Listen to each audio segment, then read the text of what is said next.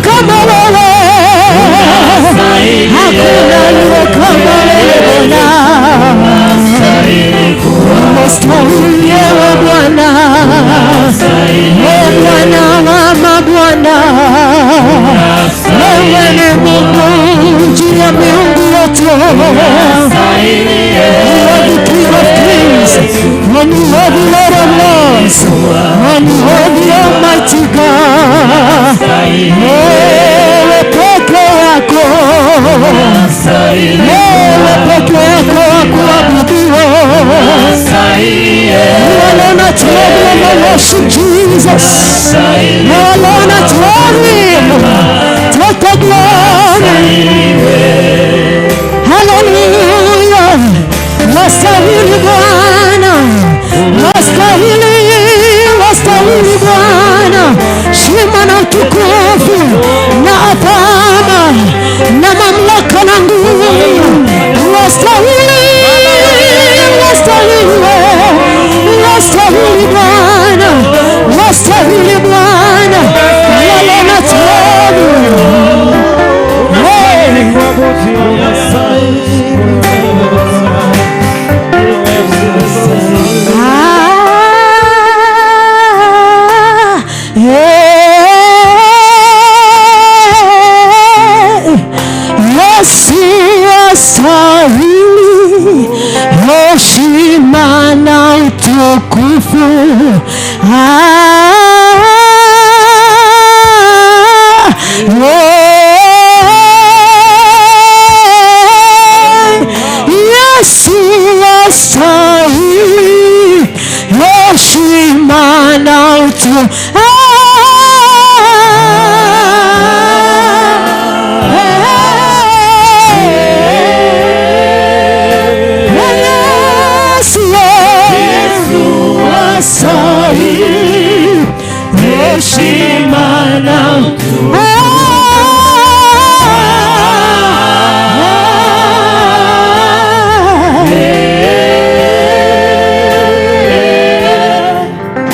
Yesu astahili heshima na utukufu.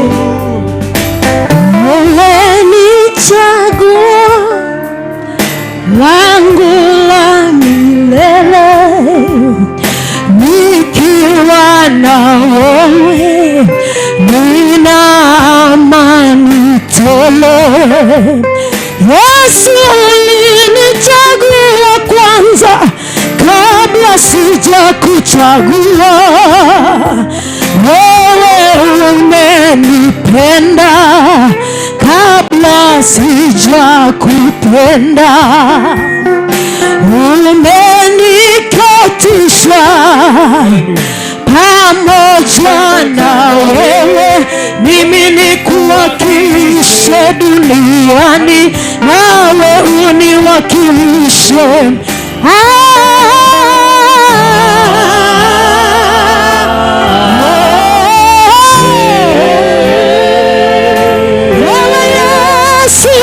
Yesu astahili heshima na utukufu.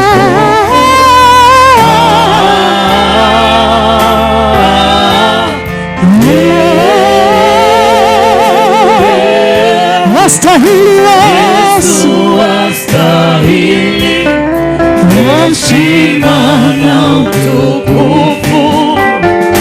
Wastahili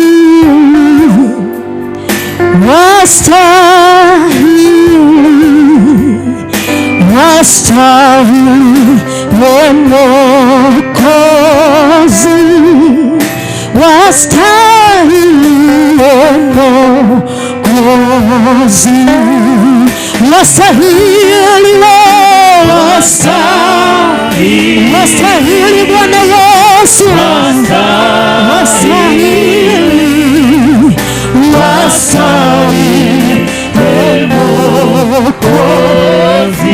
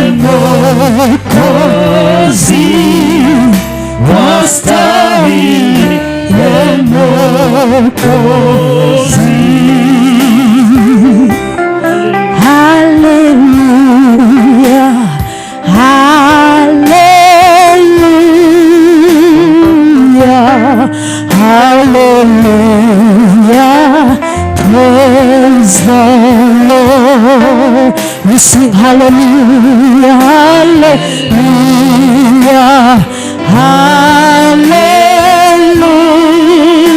hallelujah, hallelujah. Praise the Lord. Sing hallelujah, hallelujah,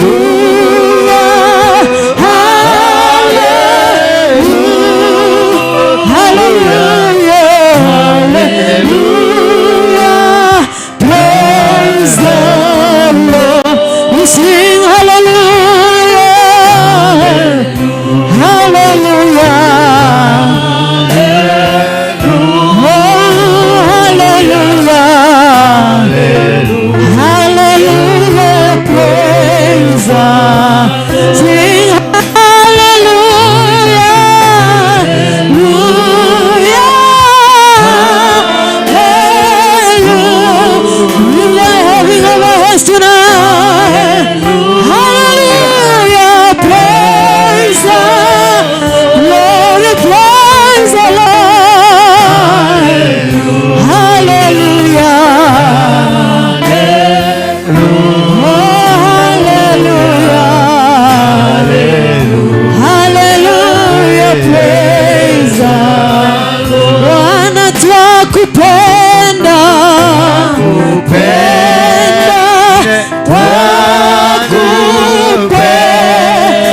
Twakupenda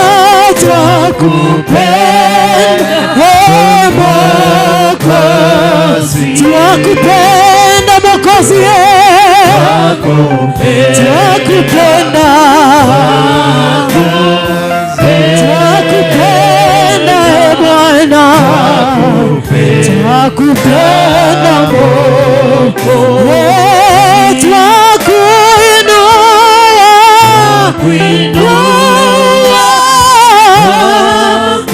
Mungu, tukuza katika njia zetu zote, tunakuinua Bwana wenye wokovu wetu,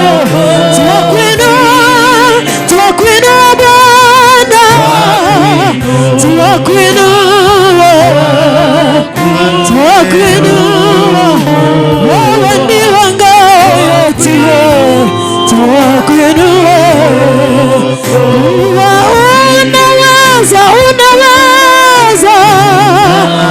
Unaweza mambo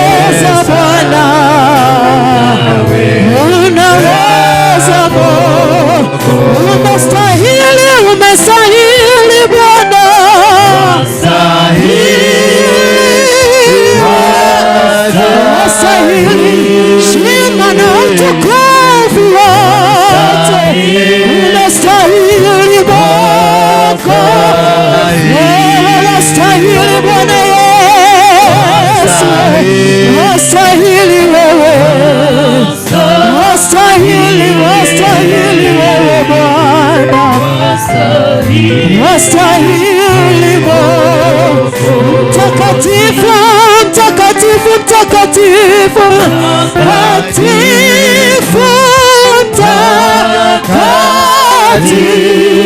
mtakatifu ni wewe Bwana, mtakatifu mtakatifu mtakatifu wangu wewe Bwana, mtakatifu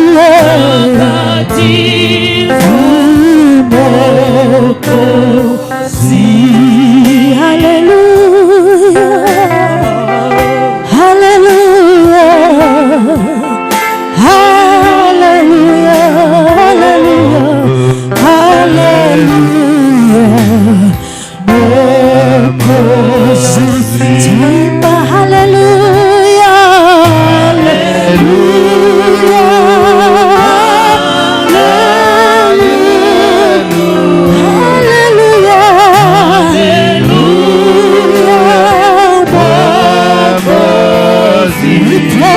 The King of Kings today, praise the Lord, hallelujah,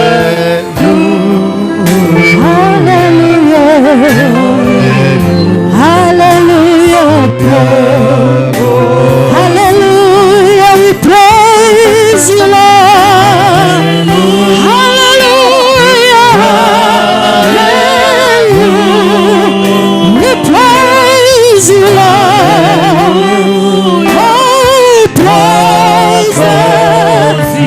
Hallelujah in the highest. Hallelujah. Glory, hallelujah. Glory, hallelujah. Hallelujah. Praise God. Hallelujah. Hallelujah. Oh, hallelujah. To him that is seated on the throne, the Lamb of God that was slain, sweet blessing and honor and glory and power. Hallelujah, hallelujah, hallelujah. Kuja tukupa heshima na sifa zote, ewe Mungu umetukuka. Twakupa heshima na sifa hizi zote, ewe Mungu umetukuka.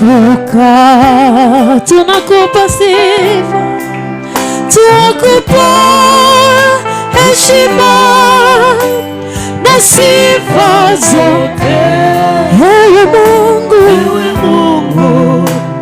umetukuka. Tukupa sifa na heshima, tukupa heshima na sifa zote, ewe Mungu umetukuka. Takatifu, takatifu, takatifu, takatifu, Bwana wa majeshi, Bwana wa majeshi, dunia yote imejawa na utukufu na utukufu wako. Sema mfalme mwema, mfalme mwema, mwaminifu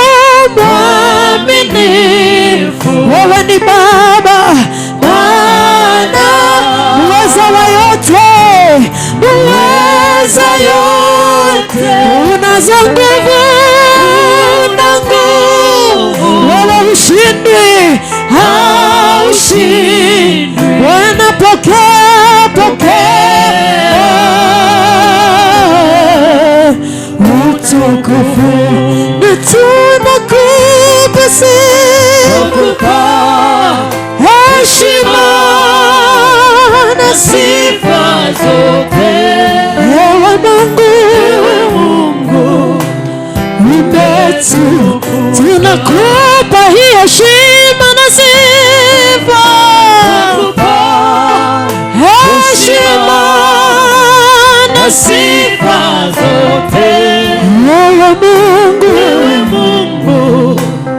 umetukuka,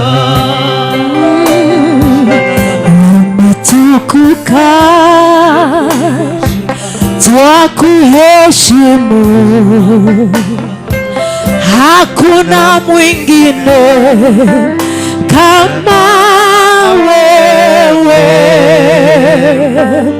Wewe Mungu Baba yangu, nakuinua na kuabudu. Umetukuka Bwana Yesu, twakuheshimu, kwa hakuna mwingine kama wewe, hakuna mwingine kama wewe. Ewe Mungu mkuu, ewe Mungu, iwe Baba na kuabudu,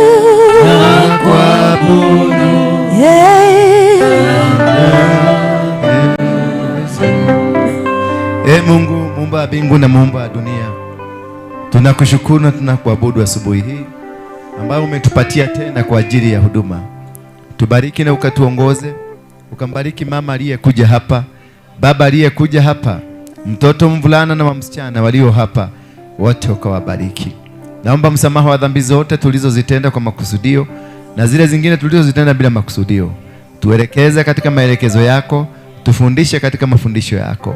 Nitumie kama chombo tu nikaweza kuwafikia watu wako na nikaweza kuzungumza na wao na nikaweza kuwa mtu wa baraka kwao. Nisaidie tu nisije nikaondoka kwenye mipango yako, ila nibaki kwenye mipango ambayo umeipanga kwa ajili ya watu hawa siku hii ya leo.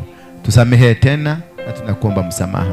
Ni katika jina la Yesu Kristo naomba na kuamini. Amina. Nyosheni mikono yenu tukawabariki watoto hawa. Baba, katika jina la Yesu Kristo nawaombea watoto hawa tena wakawa wa baraka. Watoto wakue kwenye misingi yako, wakue kwenye laini na mstakabadhi yako, mafundisho yako na vibali vyako. Wasaidie wapate kukujua, wapate kukupenda, na maisha yao yote yawe kwenye msingi thabiti, msingi wa ukoo wako, msingi wa baraka zako. Na ni katika jina la Yesu Kristo tunaomba na kuamini. Mtu mmoja aseme amina. Haya, mnaweza mkaondoa. Pigieni Yesu makofi kidogo. Haya, mugeukie aliye karibu na wewe, msalimie, mwambie habari yako. Umetoka dunia gani? Wewe unakaa mtu aina gani? Msalimie tu, msalimie. Yes. Na Wakorino nilisema msiwahi kukaa pamoja. Nyinyi ni askari wa nyumba, siwataki pamoja. Yes. Kwa hivyo mjipatie shughuli. Acha wapangeni venye wanastahili kukaa. Sasa wao ndio askari wa nyumba, alafu wanakaa pamoja, si watalipuliwa tu pamoja. Wapagwe katikati huko. Shosho. Oya kimodo gyaku. Muikare ukagoni hali guikara we. Nigetha tuthi tucogothane na oka. Ashas, you always maintain that. Munapanga huko. Wana kazi yao wanafanyanga, si ndio? Wapatie kwenye kazi yao, wakae kwenye kazi yao. Wacheni kuwarudikishana pamoja. Hawasaidiani, hawatusaidii. Wewe kuja hapa mbele. Wewe mami, kama nguo yako inakukubalisha kukaa hapa mbele, usikuje kuwekelea leso kwa nguo yako. Kama unajua nguo yako haikukubalishi kukaa mbele, usikubali na usikuje, kwa maana nitakufanya tu aibu. Kama ni ile inayokikaa inarudisha huko juu, unaanza kufunika na kidole, nitakufukuza. Si nikutoe pale urudi nyuma uende nyumbani ukavae vizuri. Hiyo ndio sheria hapa. Hatubebelezi ama tunabebeleza? If you are not able to dress properly, why should you come here? Yeah? Thank you. Thank you. You may be seated now. Yeah, hivyo. Good. Na kama kuna kiti iko mbele yako, kuja hamia hapo mbele wapage vizuri. Na hii barabara sijui ilikuwa ya kupitia tractor ama ni gari. Don't squeeze people. Don't over squeeze people. Tuko na space. Siku ya kuzisqueeze itafika, lakini kwa saizi wacha watu wakoe na space yao.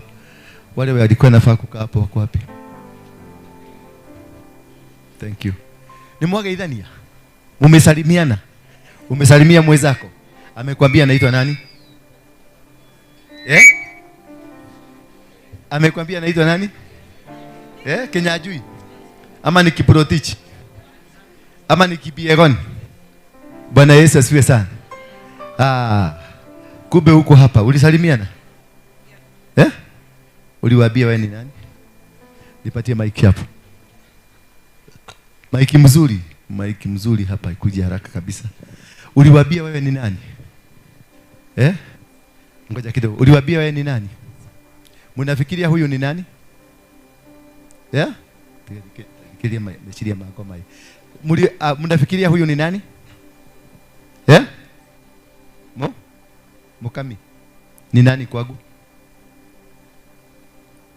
Ni girlfriend yako? Hebu guess. And she's not my sister. We are not related at all. Yes.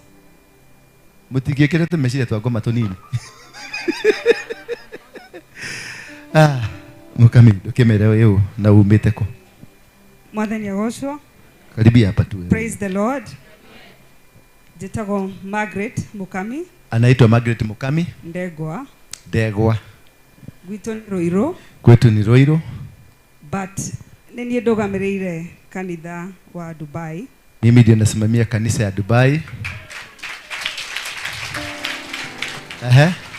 Apostle rĩrĩa gũka okite ndio ndo wito. Wakati apostle alikuja huko, alikuja kwa sababu yetu. Na ndoka kumugira tondu kwina wira kuria. Kwina wira. Ate oka? Tondu kwina ki? Aniguo ndurite ndimuthaithite guku. Guku muingi gukira kuria. Direda adwarire discipline. The discipline nimeona kwa kanisa it's on higher level. So I want him. No fafa na ciana ciake matiagĩrĩirwo nĩ kũranwo mũno nĩma muhe tu rũtha tũthi nake wiki igĩrĩ peke yake. Just for 2 weeks. Ukire komera ũrĩa tũrabanga. We nawe. Matihete rũtha kwa nduka nimewĩtĩkia. Kanisa Dubai ipo na lazima branches agaliwe vizuri. Si ndio? Branches zote ya Spain iko, ya wapi? Ya Amerika iko na ya Germany iko. Bwana asifiwe sana. Na hii mwaka nitakuwa nikizunguka branches. Na ya Thika tunaenda kulaunch. Next February, mwisho wa February tutalaunch Thika. Bwana Yesu asifiwe sana. Mwisho wa nini? Wa February tunalaunch Thika. Kwa hivyo immediately after February March turadi nako. Yes. Dubai. Yeah. Dubai, mere Dubai you are coming. Dubai we are coming. Thank you. Like mahige na ite.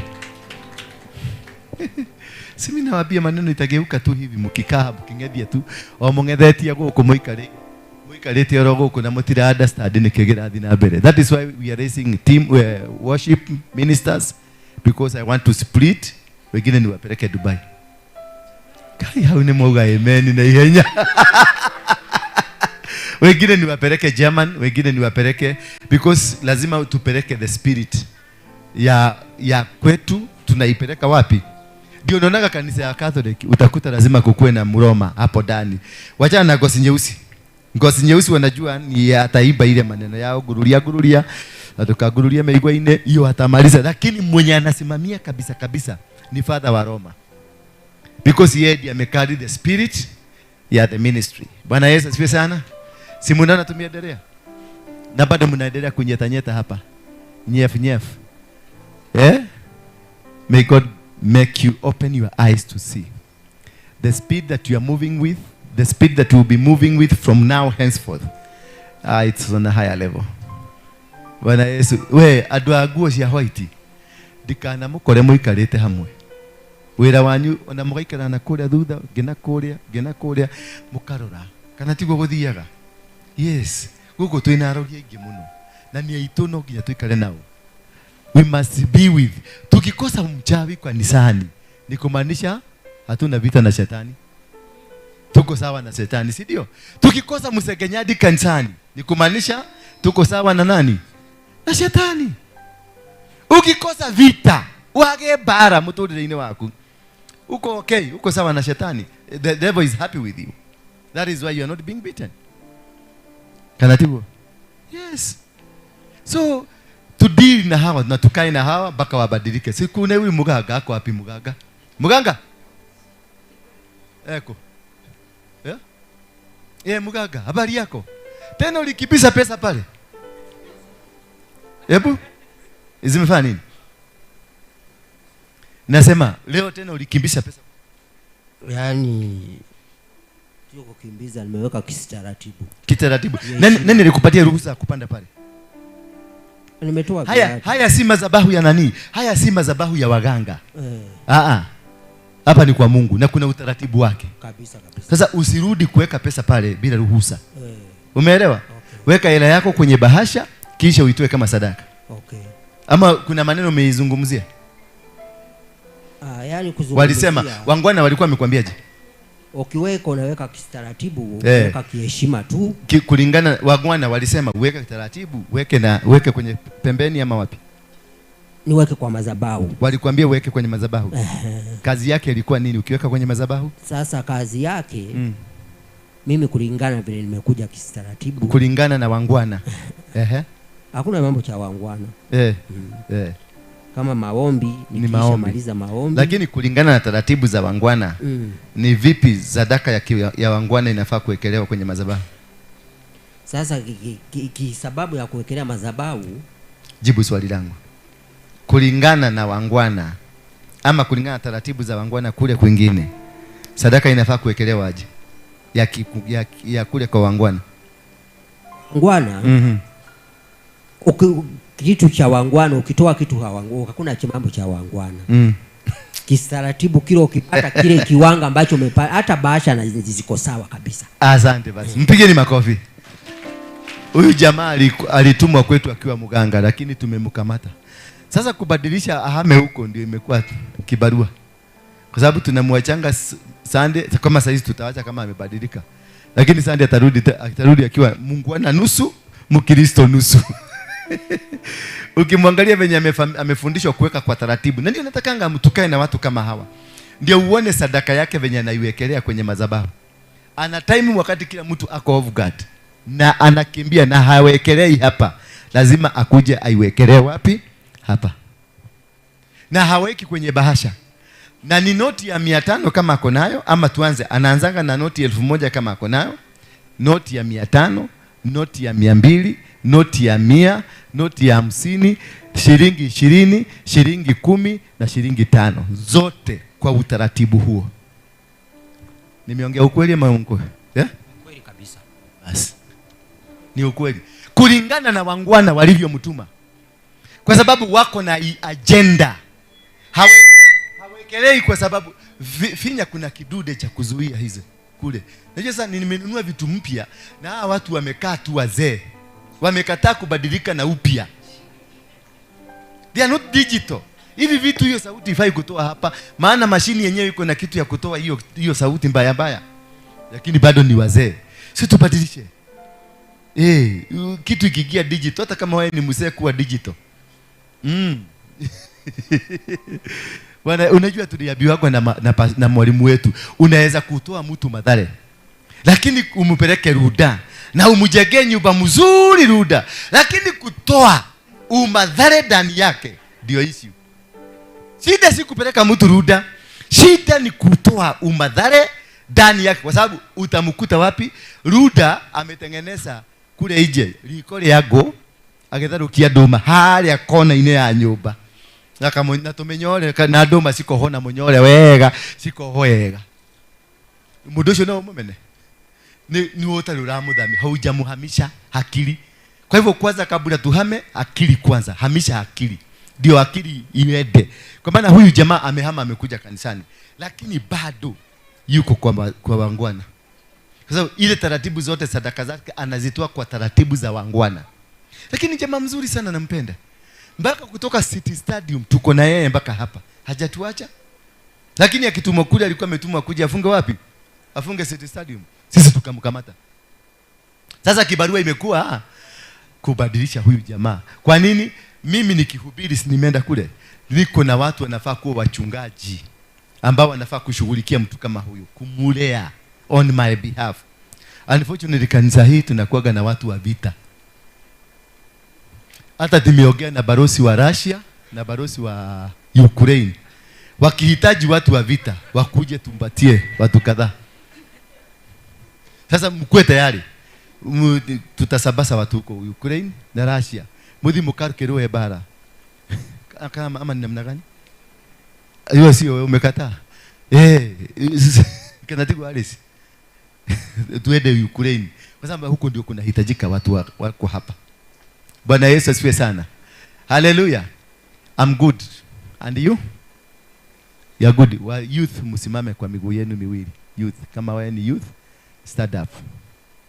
Kama wewe ni youth, if you are a youth. If you are a youth. Yes. Good. Simama tu. Kujeni hapa bere. Youth, every youth come. Kujeni tu hapa bere. I want to pray for you because kuna project nataka kuanza na nyinyi from today. All the youth. Kama unajua you ni youth, hujaoa. Lakini si youth mzee, na hata naona Raila ni youth. Nasema bwana vijana oe. Sisi kama vijana tunaenda kuruza mawe. Karibieni, kujeni hapa, karibieni hapa kabisa. Kabisa vijana wote. All the youth. Wow. Paka tusichana tulebo tu vijana. Good. Yes, kuja hapa. Kuja tu hapa. Yes. Ni jensi kabisa. Kujeni. Kuja hapa. Kuja hapa baba. Nasema ukuje, simama tu hapa. Majensi. Simkwe na ile joto mnakuaga nayo kule kwa barabara. Mkichora Kasogo. Raudi Kasogo amewakalia. Kasogo ameua watoto. Asipotoa watoto hao, dead or alive, in 2 weeks time, na yeye wake. Yes. Sasa nataka mpate mic mzuri. Kuna youth mwingine amebaki huko? Na wazazi kama mko na youth vijana kule nyumbani, bring them over. Because kuna program tunataka kuanzisha na wao through the foundation. Ile yetu inaitwa Mfalme wa Amani Foundation. Nani yako kazi hapa? Hamuna kazi? Wewe umesoma? Uko class? Form 2? Umemaliza form 4? Wewe? Yeah? Umemaliza? Unaingia form 3? University? Usha graduate? Uko kazi? Umegraduate? Graduated? Yeah? Graduated? Kazi? Aha. Umemaliza? Nini? Umemaliza nini? Kukula. Yule, form 4. Form 4 sikumaliza. Bado naingia college. Yes. Unataka kusomea nini? Ama umefika mwisho?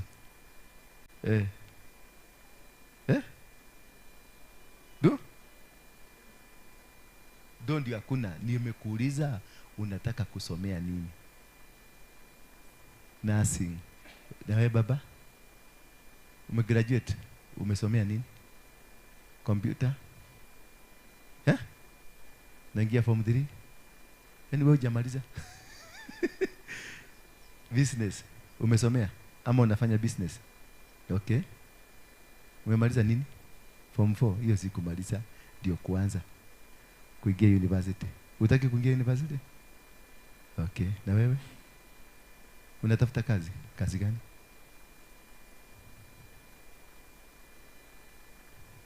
Yeah? Unataka kwenda nje? Unataka kwa DJ? Si tununue mashini ya DJ. Hii unacheza yeah. Na wewe? Ujagraduate lakini uko kazi. Okay. Na wewe? Viatu aina gani? Za mtumba brand new. Uko na ngapi saizi?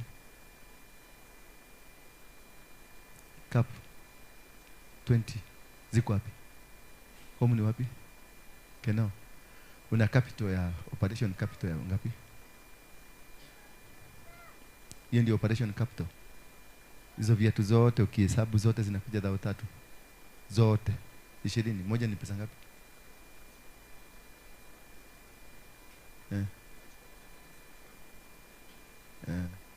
Ile viatu ya so uko na simu? Niko nayo. Umepiga picha? Simu hata yuko hapa lakini niko na picha. Ziko wapi? Ziko mtaa. Mtaa ni wapi? Mtaa ni home. Ni home? Okay. Umesema unaishi wapi? Keno. Unanunuanga za 100? Kwa nini za 100? Unajua saa ina depend sana, unajua unaenda unachagua tu moja hivyo. Ni kwa nini unachagua za 100? Yaani si ati za zingamia tu zote. Kila ndio, kwa nini una average yako ya mauzo yake kiatu moja ni average 100 ama 150, si ndio? Kwa nini uko kwenye hiyo average ya 150? Acha niseme hiyo ndio tu ni kulingana na ile do uko nayo. Okay, na ukiongezewa do utafanya nini? Naweza chukua hata beli hivyo. Naweza chukua beli ya viatu. Beli moja ya viatu ni pesa ngapi? Sasa ina depend, kuna ya 10k ya 15k hivyo zinaenda zikipanda. Na saizi cash ile uko nayo, uko na pesa ngapi? Sasa sina yini, bado sijaenda soko. Okay. Haya, na wewe? Graduate. Graduate nini? Nursing. Wewe ni daktari? Umesomea kuna mlengo umesomea specific ama ni gani? CNA. Caregiver. Okay. Na wewe? Kazi. Huyu ni yule. Wow. Uko kazi gani? Na bado una nini? Na huku nunua kaguo kengine ni kale tu. Sidio? Leo nani atakibiria tukutoa huyu? Huyu ni mrembo mzuri, sidio? Tutafute mtu akibiria tukutoa huyu. Tumsihivi ndivyo alikuwa Sunday. Nilikuwa Sunday ma Wednesday. Sunday. Kwa hivyo hii ndio Sunday best yake. Lazima tubadilishe. Wamama, imagine sasa wewe umekuja na simama hapa. Tushonolidia tumia meha. Roga maiha. Atumia. Muiretu ari goko na sade. Ino niyo akirete sade. Na mufuto ni gwekirete sade. Te kama dafu macio mage.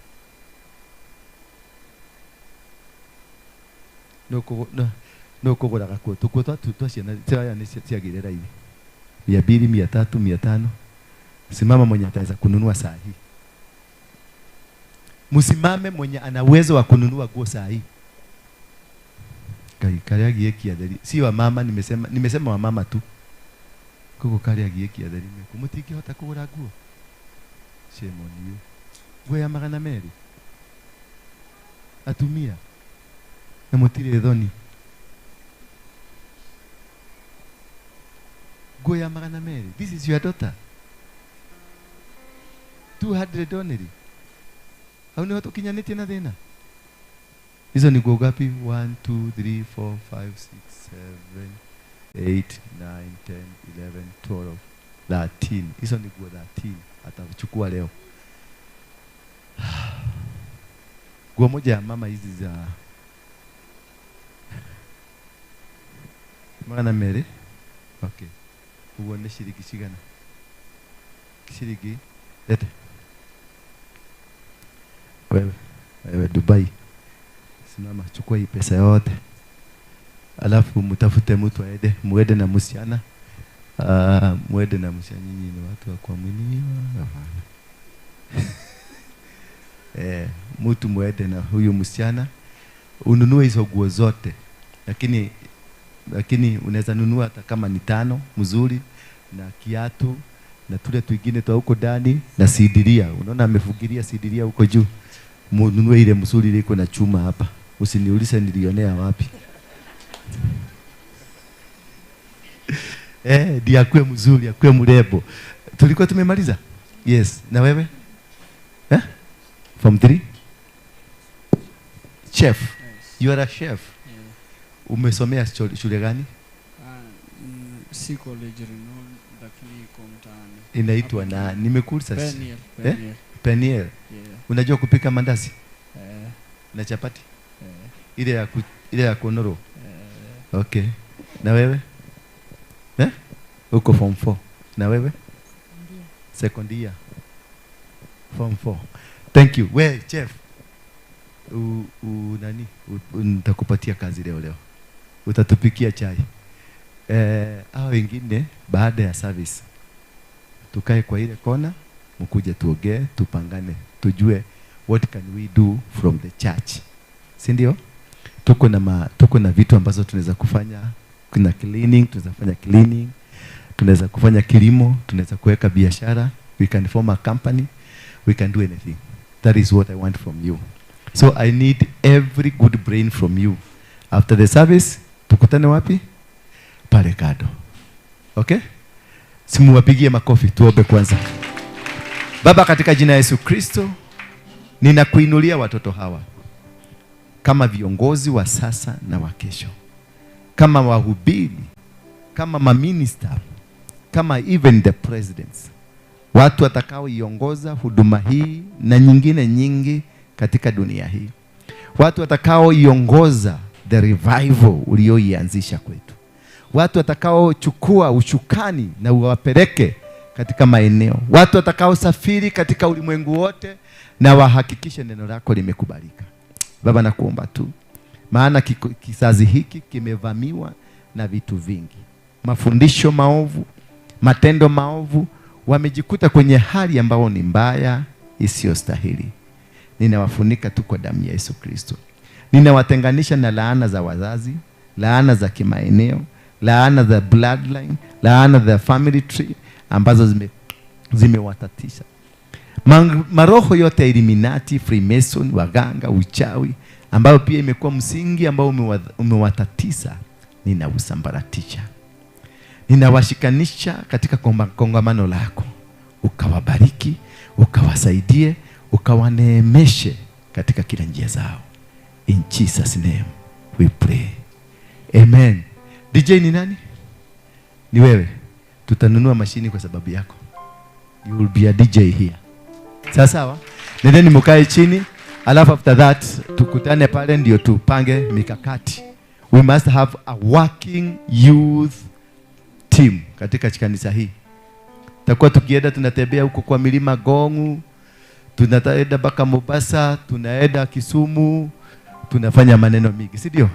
So that we can be able to bring closer wao vijana wengine ambao wanafanya vituko kule nje, because we need to get them. We need to get them. Si ndio? We need to get them. It's a must. Na kwa sababu tuko na foundation. Tuko na nini? Foundation ambao ni NGO.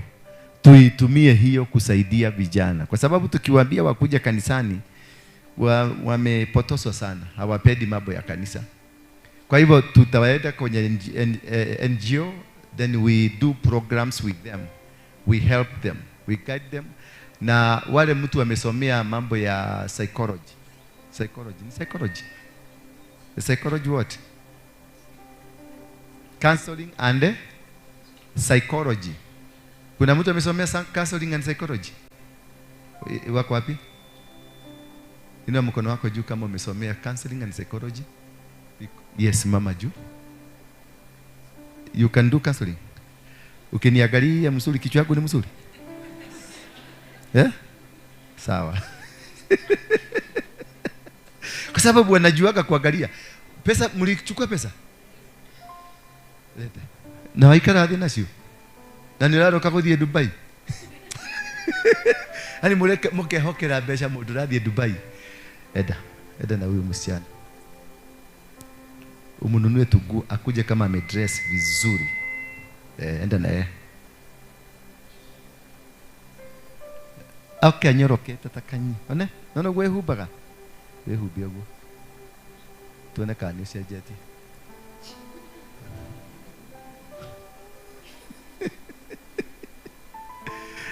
Sasa. So we need packages are youth.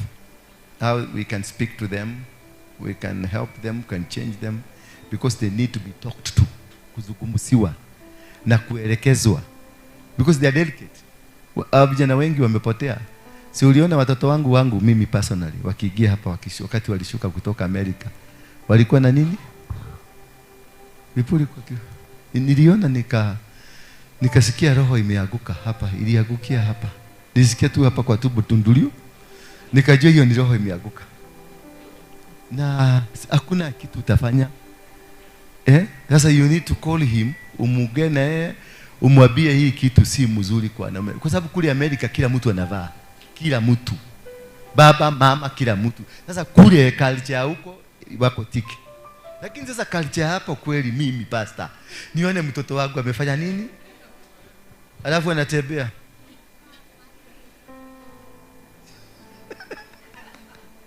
Bwana Yesu asifiwe sana.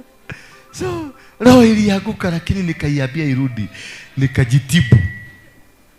Halo, nikajitibu, nikaongea na wao nikawaambia sasa hii hapa itoa. Eventually niliwa convince na nikawaambia this thing is not good for men. Yes, you are doing it in America because that is an environment you have found yourself in, but here, not even here, as a man you don't need to have this. Na kutoka siku hiyo sijaona wakivaa. Bwana Yesu hata waliniletea wakaniambia dadi tumeona hii choma. Tukachoma. Na nikawaombea wakakuwa watu wazuri. They only need kuturiga tu kitu kidogo, kuwabadilisha tu kidogo tu ndio wakuwe watu wazuri. Mimi nilikuwa mbaya. I was a youth. I needed somebody, Bishop Harrison Ng'ang'a akuja anisaidie, and he triggered kitu kadogo tu. Maana aliniambia Mugeke ni sawa na kanisa because I was leading people. Lakini akaniambia you can lead these people in a good environment. Na akanionyesha how. Na akanifundisha na nikakutoka siku hiyo si mimi na wakosa vizuri. Sio kama na mmekuja. Na jasade mtakuja. Kama singefundishwa hivyo ningekuwa mbaya. Ningerudi nikuwe criminal, usitoe. Wamama wamekubalishwa. Bwana Yesu asifiwe sana. How many are members of this church? Members of this church. Wewe ni member, umeandikisha. You are a member. Member wa kanisa hii. Umeandikisha, umetoa pesa, umeandikisha kwa kadi. Ndio tu vizuri, tuone. Good. Ujipigie makofi. Tuko na kitu inaitwa drive ya kuregister more. If you are not registered a member, uregister sasa. We want to develop na tunataka kuanza kununua kiwanja yetu. Bwana Yesu asifiwe sana. Ndio tujenge kanisa yetu. Niliwaekea hiyo picha. Sijui kama hawa watu wako na hiyo picha. Can you be able to extract, media people, if you can be able to extract kile kitu nilikuwa nimepost. Kanisa venye tunataka kujenga kanisa. Tuwekee hapo ndio tuone. Na kanisa haijengagi na foreigners. Kanisa inajengagwa na members of the church. Bwana Yesu asifiwe sana. So from today nataka tuongeze rhythm how we are going to be members, because being a member is ni kubeba mzigo ya kile kitu umekuwa member yake. So from today ningewauliza tu kwa moyo mkujufu, moyo ulionyenyekea. Na mmeona mlikuwa mkitoa sijui ni 200 ama ni 300 ama ni 200. Whatever it is. Tuondoke tuhame sasa kutoka kwa 200. Okay? Tuende either 500 ama 1000. Mimi kwangu ningetaka tuingie kwa 1000. Si ni monthly? Yeah? Si ni monthly? Munaonaje 1000? Si mzuri kwa sababu Unaona venye muko wazuri, muko warebo, muko wa handsome na wa beautiful. Alafu ubebe noti 200 ati unafanya kazi ya Mungu na 200. Does it really make sense? Angalia nyumba venye iko maridadi. Angalia screen. City. Alafu ujue uko ndani ya city. Hauko Korogosho na Mukuru kwa Ruveni, uko ndani ya city. Alafu ushoke ukue Magana Meri. Niona kayushu wako taraonekane mwega. We must lift up the altar, we must lift up our standard. Si ndio? Nemoigwa. Sinyi mulitoa 500. Aba marutaga 500 na kana urutagashigana 500 tugicoka tukiregister card ira turihagwo mweri 200 mweri riu umuthi niguo ingirire niguo hingirie matatu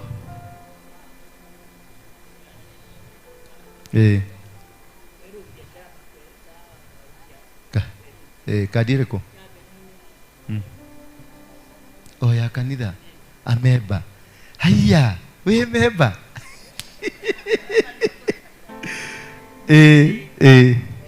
kweruhia na riu ri ndiracinditwo ni mbeca ndirakiuga nyambe ndikici cia 500 ndarikio muthi mutikihurire coco makofi arikio muthi na we haha uraruta muracindana na coco kuruta 200 kai Charity, shame on you. Agnes, ona urutete Mary. Shame on you. Shosho, una miaka igana shosho? Una miaka igana? Negera kebade. Kogege ketiako.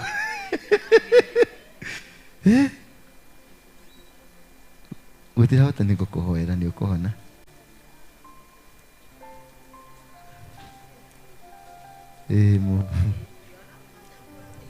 Ziake igere. Photocopy na original. Wanyita. Ile hakurutiria na riu ugikuaga ciere ciake. Riu geke ke original ri tigaga mucie. Geke ni original. Ugatiga mucie. Geke gya kurutiria ri ukuage geke. Neguo. Ni. Nigetha umutumia uyu ri si unaona ako na 70 alizaliwa 1947 we Agnes waciarirwo ri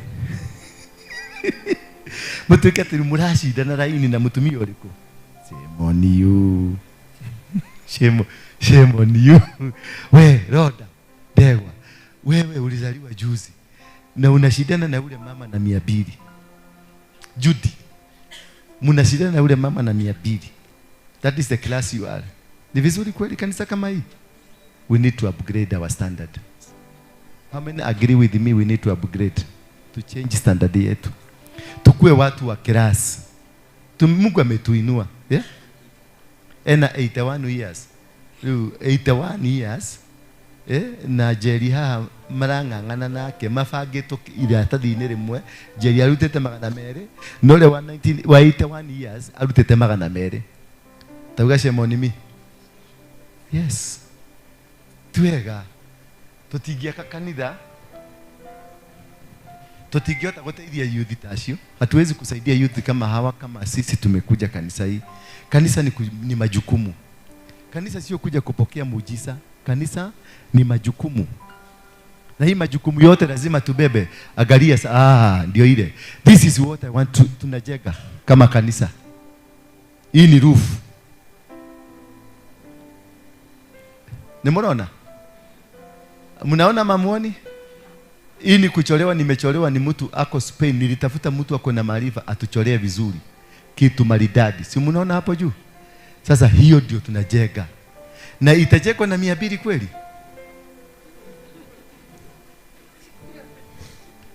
My ex tutajenga na 200. Najua huyu ni ex wangu. Bwana Yesu asifiwe sana. Hallelujah. So we need to improve. Kwa hivyo tutakuwa na classes. Tutakuwa na gold, silver. Kuna mtu atatoa 20,000, kuna mtu atatoa shilingi 10,000, kuna wa 5,000, lakini the minimum for a member in this church is 1,000. Na kama utakaa hapa 2 Sundays, the least time you can be here when you are not a member of this church ni only 2 Sundays. Hiyo ndio tumekupatia grace period. Na hiyo ni kwa sababu tunataka kufukuza watu wanaitagwa miracle seeker. Nataka members, watu watakaokaa chini tule Mungu atufundishe, atule. Ama namna gani? Because a church of miracle seekers is not a church. Kwa sababu leo nitakuwa na kanisa imejaa, sada hiyo ingine tutakuwa na watu 10. Maana hiyo miracle seeker wameenda wamefanya nini? Either wamepata miracle ama wameenda kwingine kupata miracle, because they are not interested with God. And if you are not interested with my God, I'm not interested with you. Hello? Tunaelewana? So the list mwenye atakuwa list kabisa na tutaangalia diaseme ni 1,000, tutakuangalia vizuri. Nataka mtu atajiandikisha, mimi nitakuwa nikitoa 2,000, mimi nitakuwa nikitoa 10,000. Yani you upgrade and you make your God to by December tukue tuna nyumba kama hiyo. Hiyo mumeona hapo. Tukue tunaenda tunakanyaga our own soil, sio nyumba kama hii ya gorofa, no. Mahali tutajenga pale ya youth, pale watafanyia mipango yao. Mahali angalia Sunday school tumepeleka kwa corridor pale. We need many children, wakuja wengi, but we cannot be able to achieve this tukiendelea na shilingi 200. So mwaka huu ni kujikakamua. Na kama unaona hautaweza, tafadhali hata sisi hatutakuweza kukaa na wewe hapa. Kwa sababu ni majukumu, mimi nalipaga. Kila mwezi nalipaga nyumba hii. Unaweza kuja nitabesha shiga na kule harenti go. Kama milioni kama 30. Kulipa mwezi. Rent, ni tunalipanga rent si yetu. I cannot guess, but you cannot guess. Like how much, if you can think? 700 kwenda juu. Your guess iko karibu sana. Nitabesha shiga na mudo ajiri. 100,000.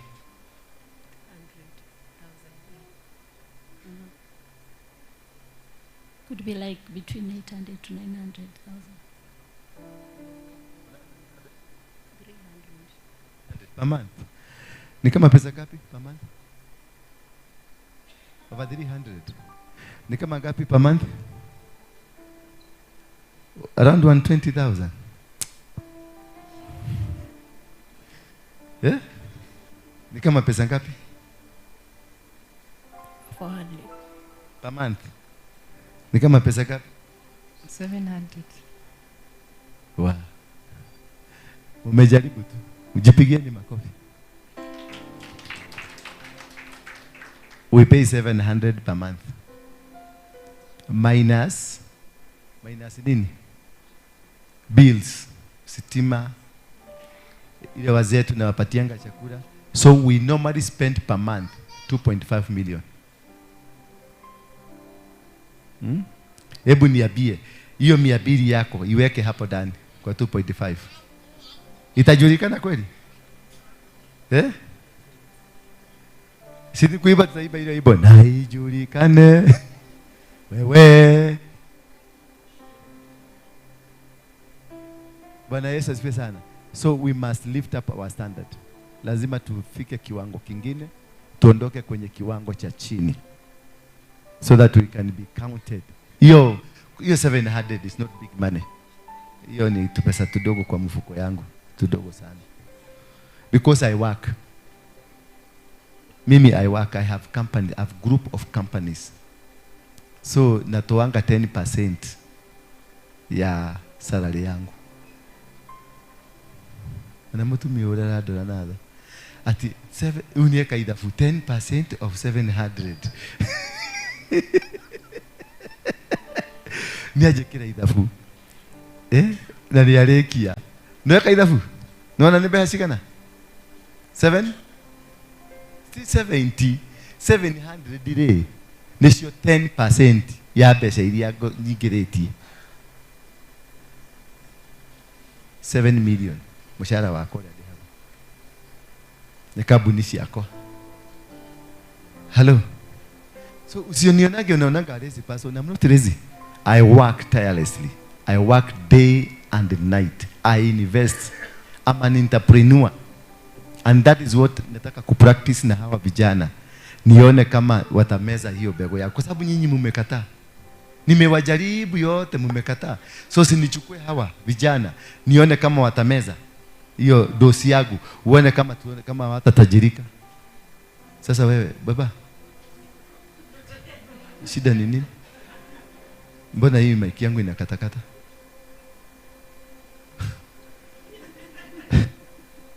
Nisaidieni na maombi ya huyu. Najua nimemtoa kwa bagi. Sasa by the time itoke kabisa na lazima nionyeshane dunia mzima what I'm preaching. I'm not preaching water and drinking wine.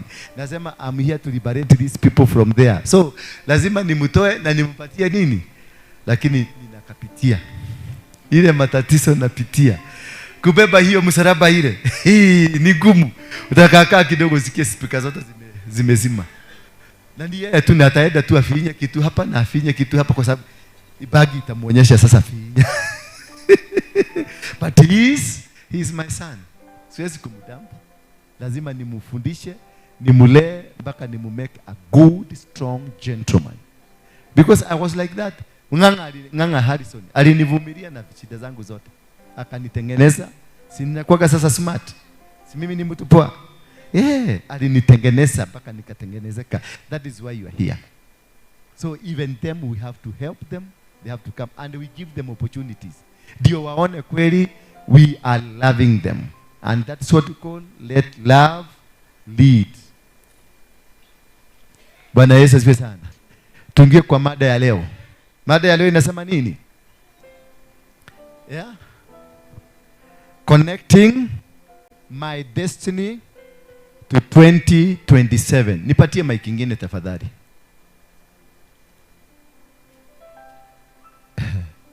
Na mkae na yeye hapo. Somebody akae tu na yeye ndio akichanganyikiwa mnamsaidia. Unajua bangi, nilikuwa navuta bangi zamani. Bangi haitakangi kitu kutrigger, kitu inaweza kufanya ubongo ikuwe shaken kidogo ama kama akuwe na panic.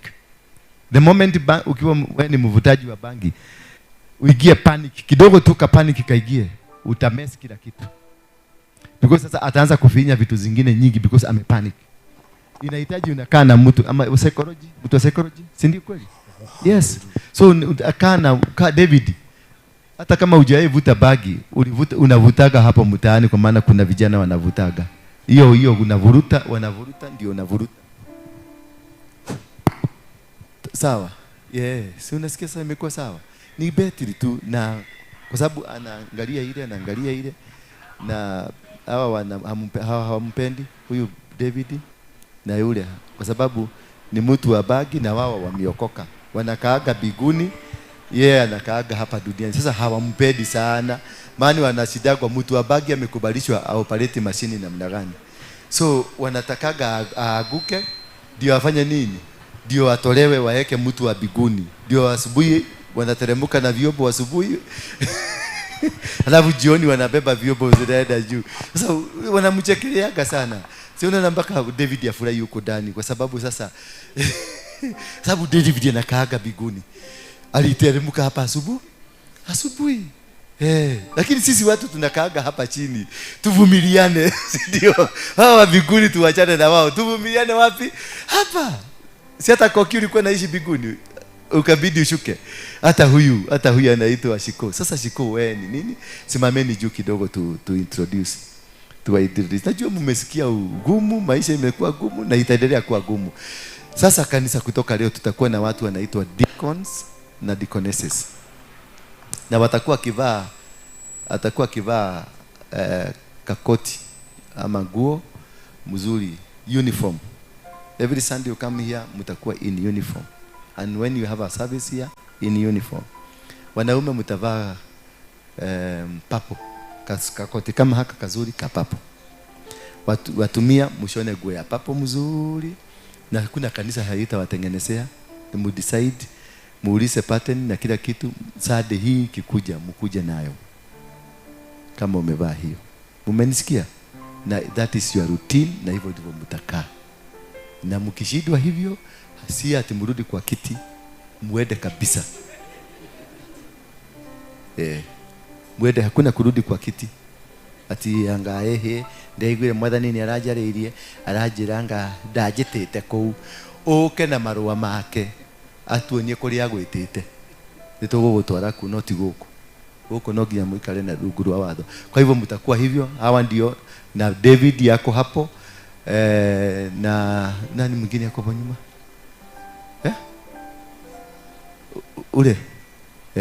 ule sawa na yeye huko watakaa hapo. Hao ndio tutakuwa tukisaidiana kwa kanisa. Kila mtu atakuwa anasimamia department yake na hao ndio tutakuwa tukisaidiana wakati tunafanya ibada. Setigo ale manyitagera mutungatĩri gethi na hathutha tigo andũ kwa kuda kwa mere ale makuaga gethi na hathutha magathi magugurĩte rĩu nĩ waya.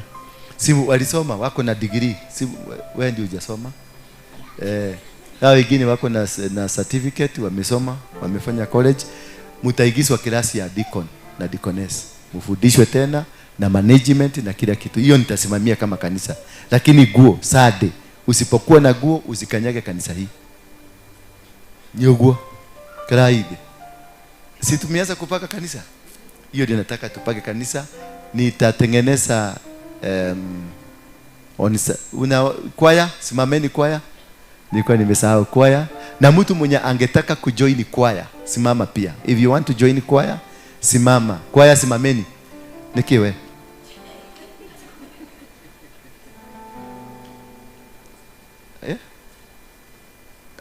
Boss.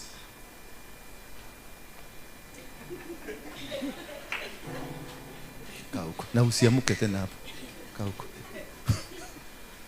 Unianyitwo nĩ roho rĩa atũraga naguo warĩrĩ wakwa nganga.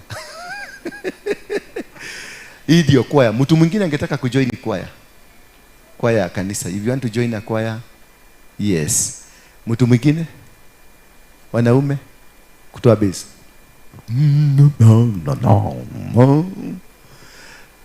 Yaani mnaogopa mthetwo kienda kuingira kwaya? Yes, niki urenda gũkĩrio. Mutumia mũrata wako ũrĩa ũkaga na iretu wake eko wewe huko ule mama anakujaga na wasichana wake leo hakukuja. Judy wewe mwambie mama yako na Muingereza simama juu ndio urarĩria ũhoro wa lakini uingie kwa kwaya. Lazima unakushika majukumu. Asanteni sana. Wapigieni asante. Tutakuwa na kwaya. Mtakuwa chini ya Dorcas ambaye mtakuwa lazima Sunday you will participate. Na nyinyi mwende mdecide mkuje na nguo moja, uniform mzuri. Mkuje na hiyo Sunday, mkuje hapa mtaperform vizuri. Paka tuwapigie makofi. Si ndio? Tuendelee kuwaombea mpaka wasimame. Pia tutakuwa na development team where ambayo I'll handpick the leadership. So on Sunday I will introduce to the church the development team ambayo itatengeneza mitaratara agenda, because we have to work as a church. This is a society. We are registered under the Societies Act. Bwana Yesu asifiwe sana. We are like UDA. Sisi kanisa zote unaonanga hizi zetu ni kama chama ya UDA. Ni kama chama ya Jubilee. We are registered under the Societies Act. Therefore, the Society Act says that we do development. The reason you came here, I am supposed to empower you, to assist you spiritually, physically, financially, kila kitu, all round. I need to change and build you. I need to educate you how to come out of the quagmire, out of the challenges that you are facing. Sio ukuje hapa ulikuja ukiwa na kiatu mzuri kama kanye, tukimaliza miezi 6 uko na slippers na bigiji kwa mdomo. Ni ule ule tonedena. You are not supposed to come here and go downwards. You are supposed to go upwards. In 6 months time you are supposed to come and celebrate, utuambie, since I came here, this is what has happened to me. Here we are not going to entertain miracle seekers. Yes, come for the miracle because miracles are there. But the foundation of this church is teaching one for each one to teach one, so that each one can teach one. We are raising a team of teachers, people who will go out there and teach others the word of God, and put a foundation to the society that we can be able to become, that we can be able to be successful, that we can be able to win battles. Bwana Yesu asifiwe sana. Lakini si kukujaga hapa unakuja kwa sababu ya miracles, natatoka kuhoerwa ati pesa zioke. Si umeko. Ni wapi umesikia nimetengeneza nini ya deraru hapa? No, pesa kuna, there is a formula of money coming to your hand. And the Bible says, I will bless the work of your hands. So I have to be there to assist you, to teach you. Hakuna gari imedropiwa kwa barabara ati receive a car, receive a title, receive a land. Hakuna gutiri muguda otetwo. Miguda yothe ya Kenya ni titled, iko na title. Ni kununua, utaenda kununua. Hiyo gari unaambiliwa ni ukuje nikufundishe, nikwambie iko na Mjapanese ama iko na Muhindi, nikufundishe jinsi utaenda kwa Muhindi kuichukua. Lakini si yazi kukudanganya ati shika waya hapo juu, shika waya. Rama katamoroko. Shetetete ndio. Hapana, hiyo ni ujinga. Sasa balance, umefanya kazi mzuri, mwambie balance sasa. Mnaelewa? There is no miracle ambayo unaambiwa kitu kitaaguka from where? Ati gari ndio hiyo imekuja, Prado, I can see, fugeni macho, I can see Prado coming. Nani ulisikia amewacha Prado yake kwa barabara? Agnes. Ni Prado ya wete to farafara nigetha gwerere Prado ina muhindi na hoyaga ng'ombe. Bwana Yesu asifiwe sana. Prado ina muhindi na iko na nani? Anaabudu ng'ombe, haabudu Mungu. Sasa lazima tupangane, nikufundishe either uende kwa Muhindi ukiwa na pesa kidogo akupatie on higher purchase, uwe ukilipa kidogo, ama utafute pesa cash uende uchukue gari cash. Sasa nikikianza kukwambia kuna miracle inakuja from where, ati gari neroka iumeteko. So I will not want to have a team or watoto ambao watakaa chini yangu ambao tutaishi kwa uongo. What I'm trying to tell you ni mambo ya kuishi kwa uongo wa kiroho. Maana Wakristo wengi wamepotea kwa sababu ya kukubali kuishi katika uongo wa kiroho. You are given promises that are not existing. You are poor now because uliingia kwa nabii akakudanganya, toa hii kitafanyika, toa hii itafanyika. No, I need to teach you how to have a relationship with God. So you create a foundation and a fertile land for you to produce. That is what I'm here to teach you. Bwana Yesu asifiwe sana. That is all I'm here to train you. Lakini kukwambia tutuende, mimi hata kule biguni mimi sitaki tuende haraka. Hapana. Tukaekae hapa, maana Yesu aliitisha ufalme. Aliambia disciples wake, walimuuliza, Rabi, tutakuwa tukiomba namna gani? Akawaambia, Baba yetu wa biguni, jina lako ufalme wako fanya nini? Ukuje wapi? Hapa duniani kuwe kunafanyika venye biguni kunafanyikaga, kuwe kukifanyika. Let us hiyo maombi ya Yesu haijatimika. Kwa hivyo kabla tuende tutikage dhatia mahoya ya Yesu. Ama namna gani? Tufanye hii mahoya ya Yesu ifanye kazi. Tukae hapa, tutengeneze ground yetu, tukae mzuri, maana alisema ufalme wa biguni, the kingdom of heaven, ikuje itawale hapa duniani. Bwana Yesu asifiwe sana. That in another word, we are calling for being colonized by heaven. That is what we are calling for. Colony, Mungu alete utawala yake, itu colonize, tutawaliwe na biguni. That is what we are calling udhamaki. Na ndio watu unaweza kusikia hapa kila mtu udhamaki wa dhayo. Hapana, hii ujinga mingi nimesikia na watu ati udhamaki itakuwa hivi, mudhamaki atakuwa na madefu, atakuwa, kuna mwingine niliona ati ameona ako na madefu ati derudaihu, kelete kajo ya ready, no.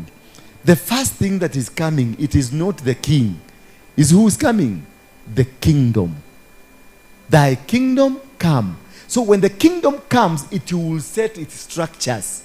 Wakati tulikuja kwa hii nyumba, tulikoboa nyumba. Mimi sikuwaita mkuje. Kwanza kabisa nilitengeneza nyumba, nikakomboa, nikalipa kila kitu, tukafanya decoration mizuri na ikakuwa. Kutoka hapo nikasema sasa kujeni. Mlikuja wapi? Mkakuta kuna kiti. Haukukuja na kiti yako. Mlikuta nini? I had said pulpit iko, kila kitu iko, system zote zikakuwa ziko laini. That is now when you come in.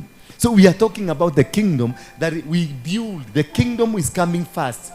Bwana Yesu, and already it's working. The structures of countries, na inaanza na Kenya.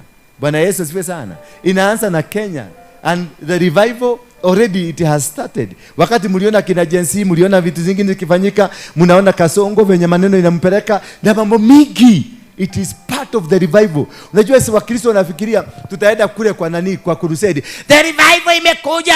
Oh makaya rabase. Hapana. Revival comes in all direction. Itaingia, inakuja from family level, from the media, from the business, from all manner of things. Inaingia na zinaingia, na unakuta hiyo kitu imeingia, hiyo kitu imeingia, hiyo kitu imeingia. Sisi yote tunaingia kwenye system ya Mungu, maana God is forcing us. Hata Ruto hii kutupiga na tupiga is part of the revival. For the first time Kikuyu wamekuja pamoja, so we needed a Ruto. Bwana Yesu asifiwe sana. He's not that bad after all, he's good. Sio nani Kikuyu wote wamerudi pamoja.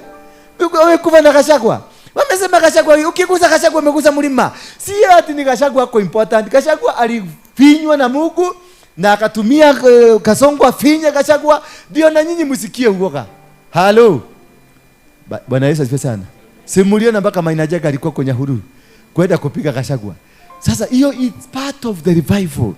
Things will happen from all quarters, all over. But we are not going to allow Mogeke to come. Mimi ndio nilikuwa kiongozi wa Mogeke. Wako wale hawajui. Na sitakubali. Huyo Maina Jaga aende Nyahururu, akakae Nyahururu. Aende akalime mahidi. Sio asitulete hiyo maneno yake hapa.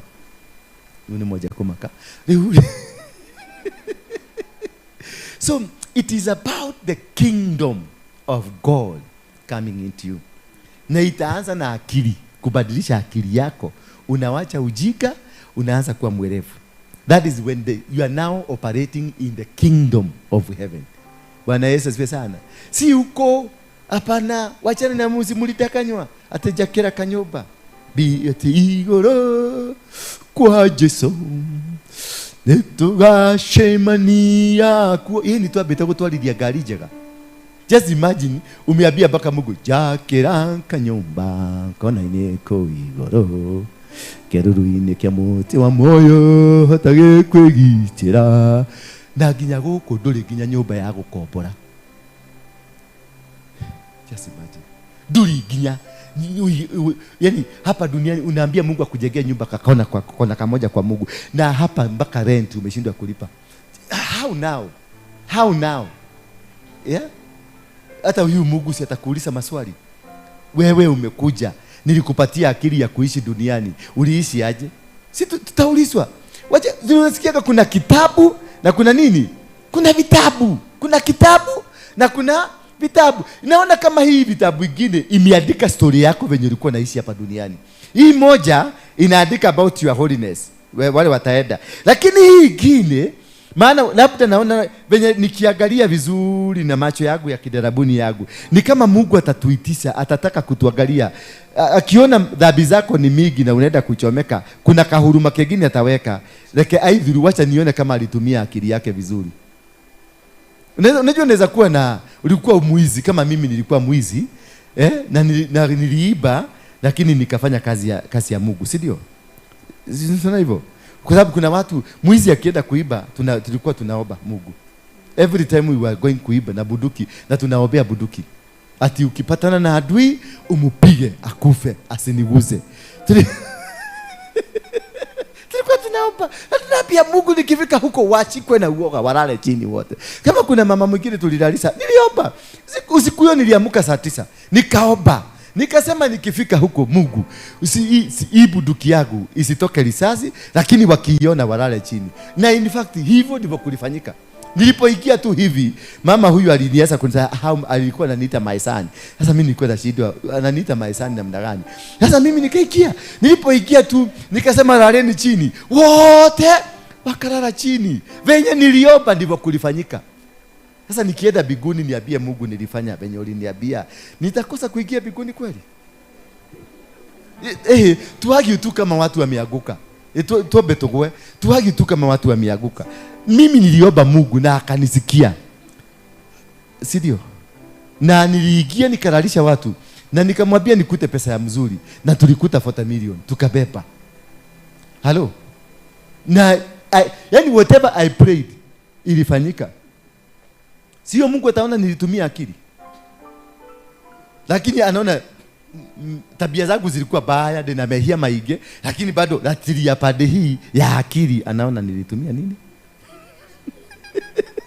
So nataka tuende na expectation. Najua nataka kukuprepare tuende na tuangalie Mungu anaangaliaga nini. Maana watu wale wako Ruda hawaendagi kanisa. Wale watu wanaendesha marriage rover hawaendagi kanisa. Siku hii ya kuruka mwaka ama siku ya Saturday ama Sunday, unaendaka kwa bar unakuta marriage rover zile zimepakiwa kule nje na Mercedes, watu wamejaa. Ukiingia kwa hiyo bar imetengenezwa, mamilioni ya pesa imetumika kutengeneza hiyo nyumba. Bwana Yesu asifiwe. Na watu wamejaa huko. Na huyo mtu mwenye alifungua hiyo kilabu ni hapa town katikati. Sasa hapa ni pembeni. Hapa tunalipa 1700. Kule town wanalipanga 1.2 rent mwezi. Ameenda kwa bank, amechukua loan. Nipo tuwagi hiyo kitu. Amechukua loan. Ametengeneza renovation nyumba, ukiingia huko ndani i well decorated, iko na mashini, iko na screen kama hii, unakuta baa moja iko na screen kama hizi 6. Na mimi nimengangana karibu miaka 2 kuleta nini screen moja tu, na iko na aibu bado. Bwana Yesu asifiwe sana. Haleluya.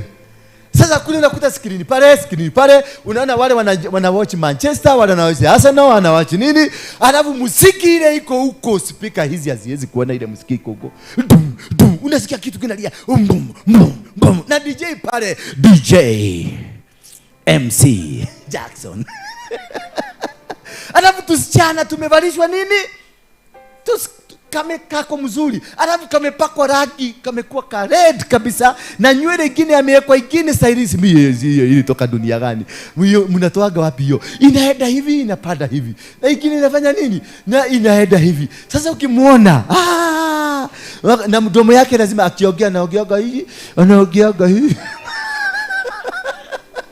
Wametengenezeka. Ukiona kitu ile iko, ilibebwa na meli ikaletwa. Bwana Yesu asifiwe sana. Mashini zile zilibebwa na meli zikaletwa. Kila kitu, ile pombe, stocking ya pombe pale. Unaona hii yote kwa sababu mimi najua value ya pombe. Unajua nyinyi ya mjumbe nafikiria pombe ni shilingi 100. Pombe, kuna pombe inanunua kwa 100,000, 1 bottle, 1 liter of 1 bottle. Inanunua 100,000. Unaziona machupa kama 8 za 100. Kuna za 500,000. Kuna za hizo 5,000, 20,000 zote zimepagwa huko. Unaona yote ukifanya calculation ni milioni 20 ziko wapi? Ziko pale. Na in another 20 minutes zitakuwa makojo. Hizo zote. Huyo jamaa amepamba hiyo nyumba. Alienda akachukua loan akaweka. Akatengeneza nyumba. Lakini sisi wa Kristo, kanisa nianzishe kanisa. Lazima ningoje mkuru kuchomeke niende ninunue hiyo mabati. Alafu nikuje nijenge kinyumba na bito zile zilibaki zikachomoka. Sasa nyumba ikijengwa na ni mpya, unakutaka inakaa kama Olympic, Kipchoge akikimbia. Alafu imeandikwa nini?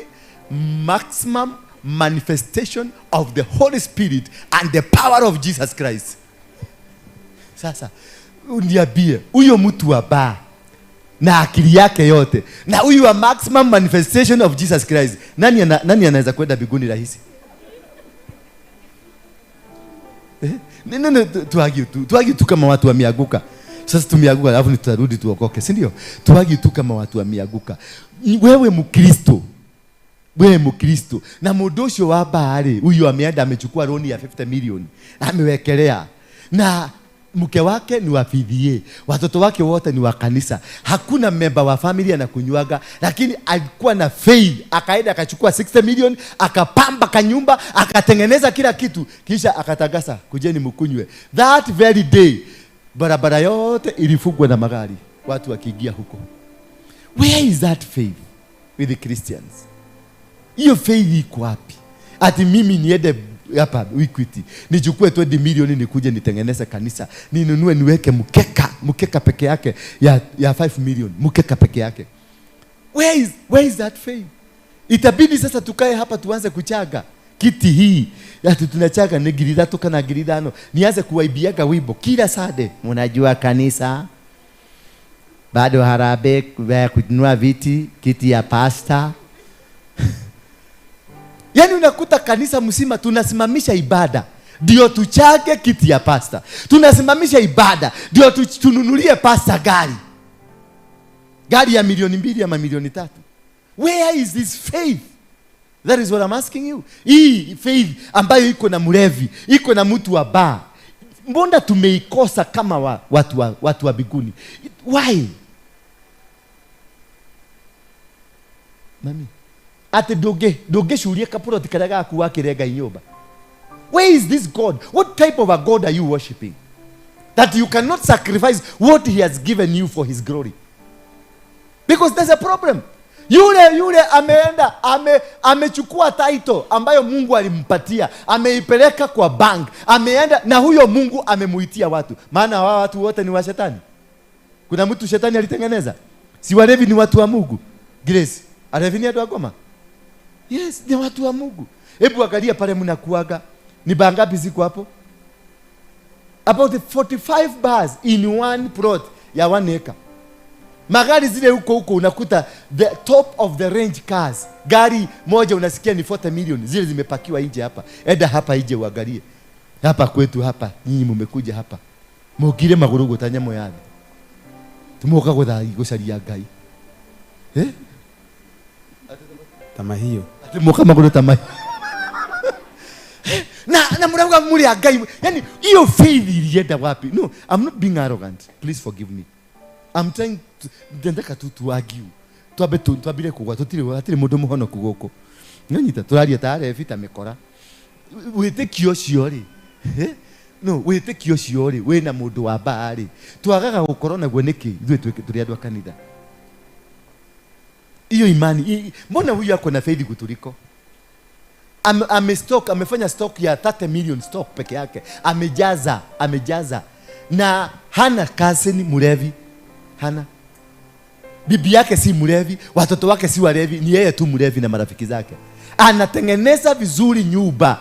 Within siku ya kufungua, a Friday ile ya kufungua, unasikia hiyo barabara yote trafiki ilibidi ikuje isupervise magari.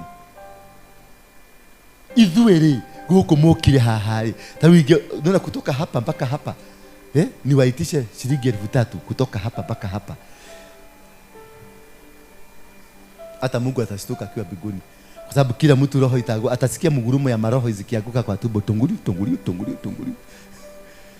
Ate pastor, unaona kanisa tunakujaga sisi tu ni watu warokore waliookoka, but we have no connection of how to live in this world. Bwana Yesu asifiwe sana. This is what I want us to connect ourselves with our destiny. To connect ourselves with what God intended us. Because hizo vitu unaonaga. Na muachake kusema ati hawa ni watu wa shetani. Si watu wa shetani, ni watu wa Mungu, ni akili ametumia kukuliko. Ukiona mtu anaendesha gari mzuri na akoka kumijokeria maya yake hetu katia kumurumate, Saitani kama pepo nyeusi anaturuhusia maya. Hata sisi tutaendesha. Nani amekukataza kuendesha sasa? Unauga tutaendesha na wewe na miaka 55, miaka 60. Na dole ginya wewe na kolita uradi kolita wewe sivyo savant ni kolita uradi kolita wewe hata utaendesha ukitoa wapi? Mlishinda kutumia akili yako ukiwa na miaka 25. Sasa ukiwa na miaka 60 ndio utaendesha gari. Eti kwa sababu umerushiwa maji. Huyu mudo tone hatu alilia kali kama itayo ne devil worshiper. Ati tone mudo na yeka aru demo kwa ne devil worshiper. Ni akili ametumia, wewe ukakosa kutumia nini? Maana yule mtu wako Ruda na wewe mlitoka Geshagi. Umetoka Geshagi kile kwa kwa Geshagi na Ikuru. Ugethie Ruda water kana Ruda ke. Kwa Ruda water, kwena Ruda water, kwena maruda kuu ni maige. Kuna watu walitoka Nakuru. Siku ile ulitoka Nakuru.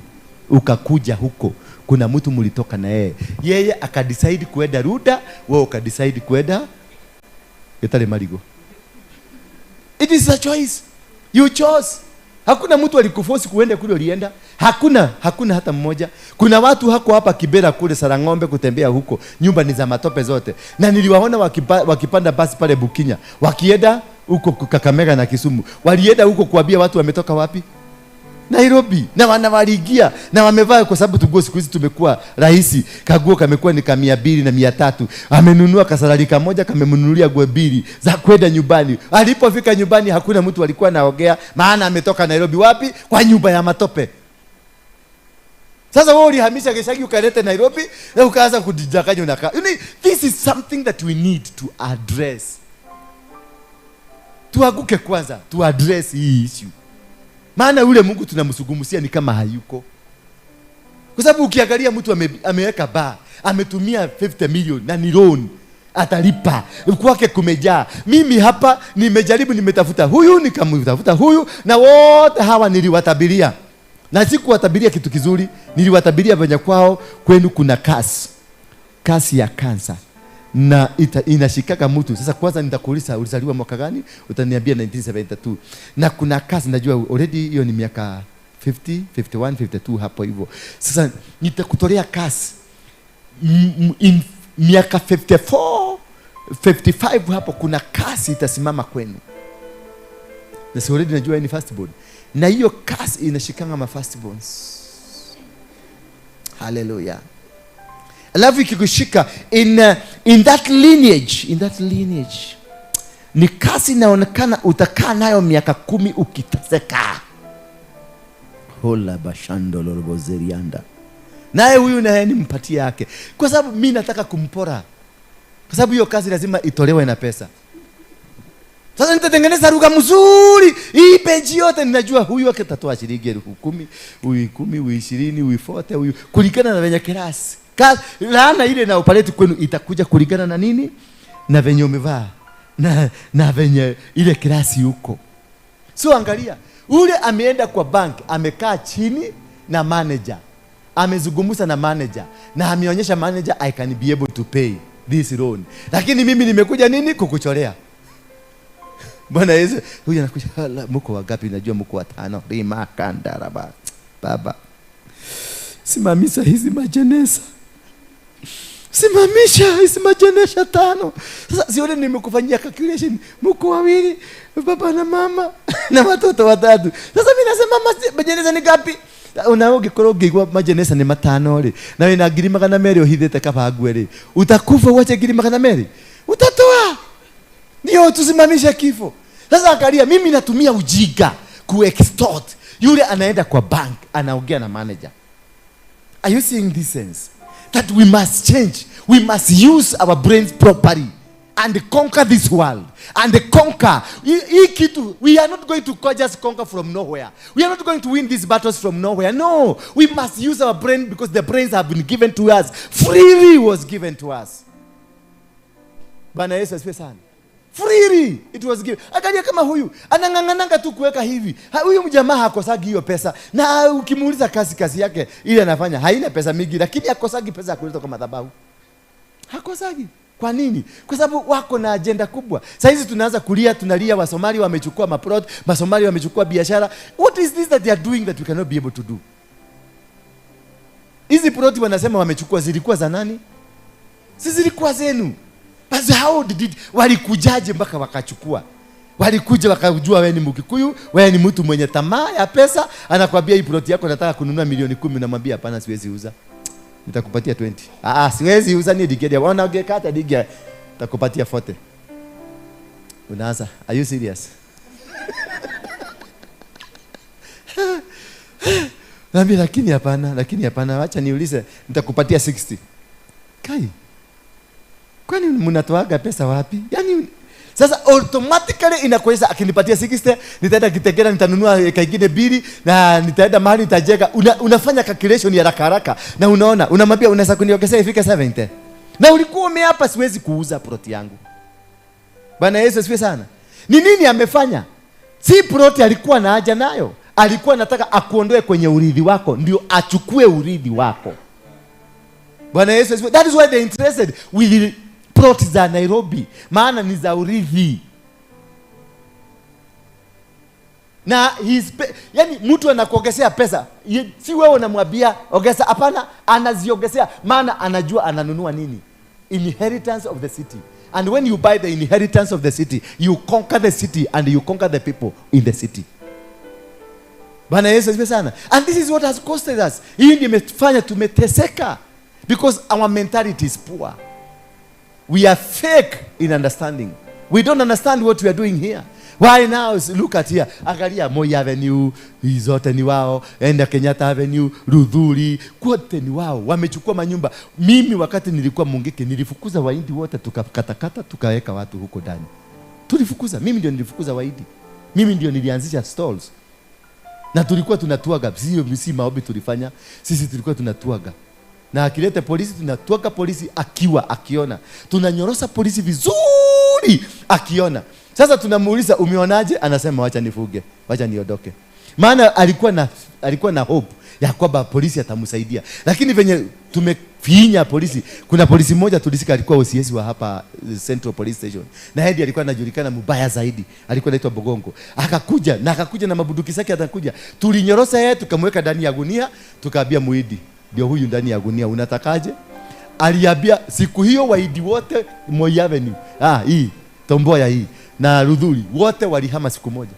Waliposikia ni Bogongo ako ndani ya gunia, wote walihama. Hiyo nyumba zote tukachukua, tukakanya, tukaweka stalls, kila mtu akachukua. Sasa angalia, hawa wengine hawakukuja kuchukua stalls, hawakuchukua. Walifanya nini? Hiyo nyumba walikuja wakainunua. Wakasema tunafanya renovation. Wakaenda hiyo nyumba ingine wananunua renovation. Wanaenda hiyo nyumba ingine wananunua renovation. Sasa wanakuambia wewe enda nyumbani, tukimaliza your space is still there. You will be the first priority. Mnaondoka bila kuleta matatizo. Mnaenda nyumbani. Siku nyumba inakabilika, anakuambia kuja. Lakini nyumba Karum kuna goodwill. Goodwill ni pesa ngapi? Shilingi milioni 5. And the goodwill is money without receipt. Hello, goodwill si installment ile ya kuweka atutakuja kurudishwa, is money without.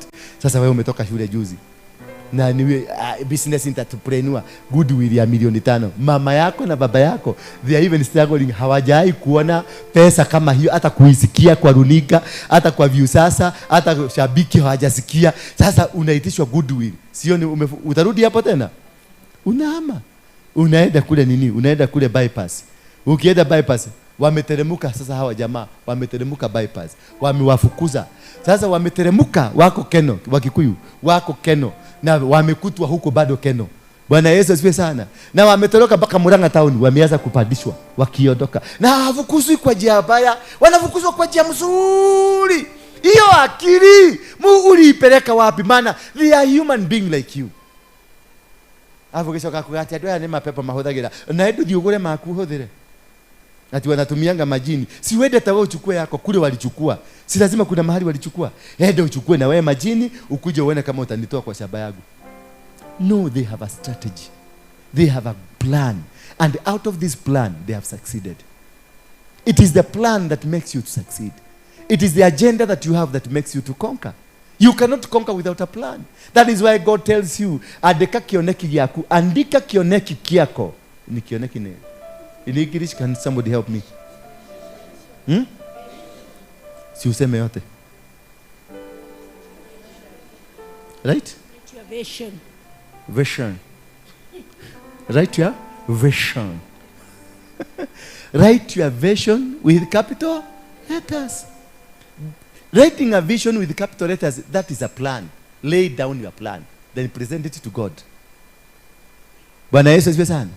Present it to God. Once you lay the plan, present it to God and God will act on it. Then, what is your faith on it? In this plan, what kind of faith do you have? Then out of the faith you have, it makes you easier to attract the blessings of heaven.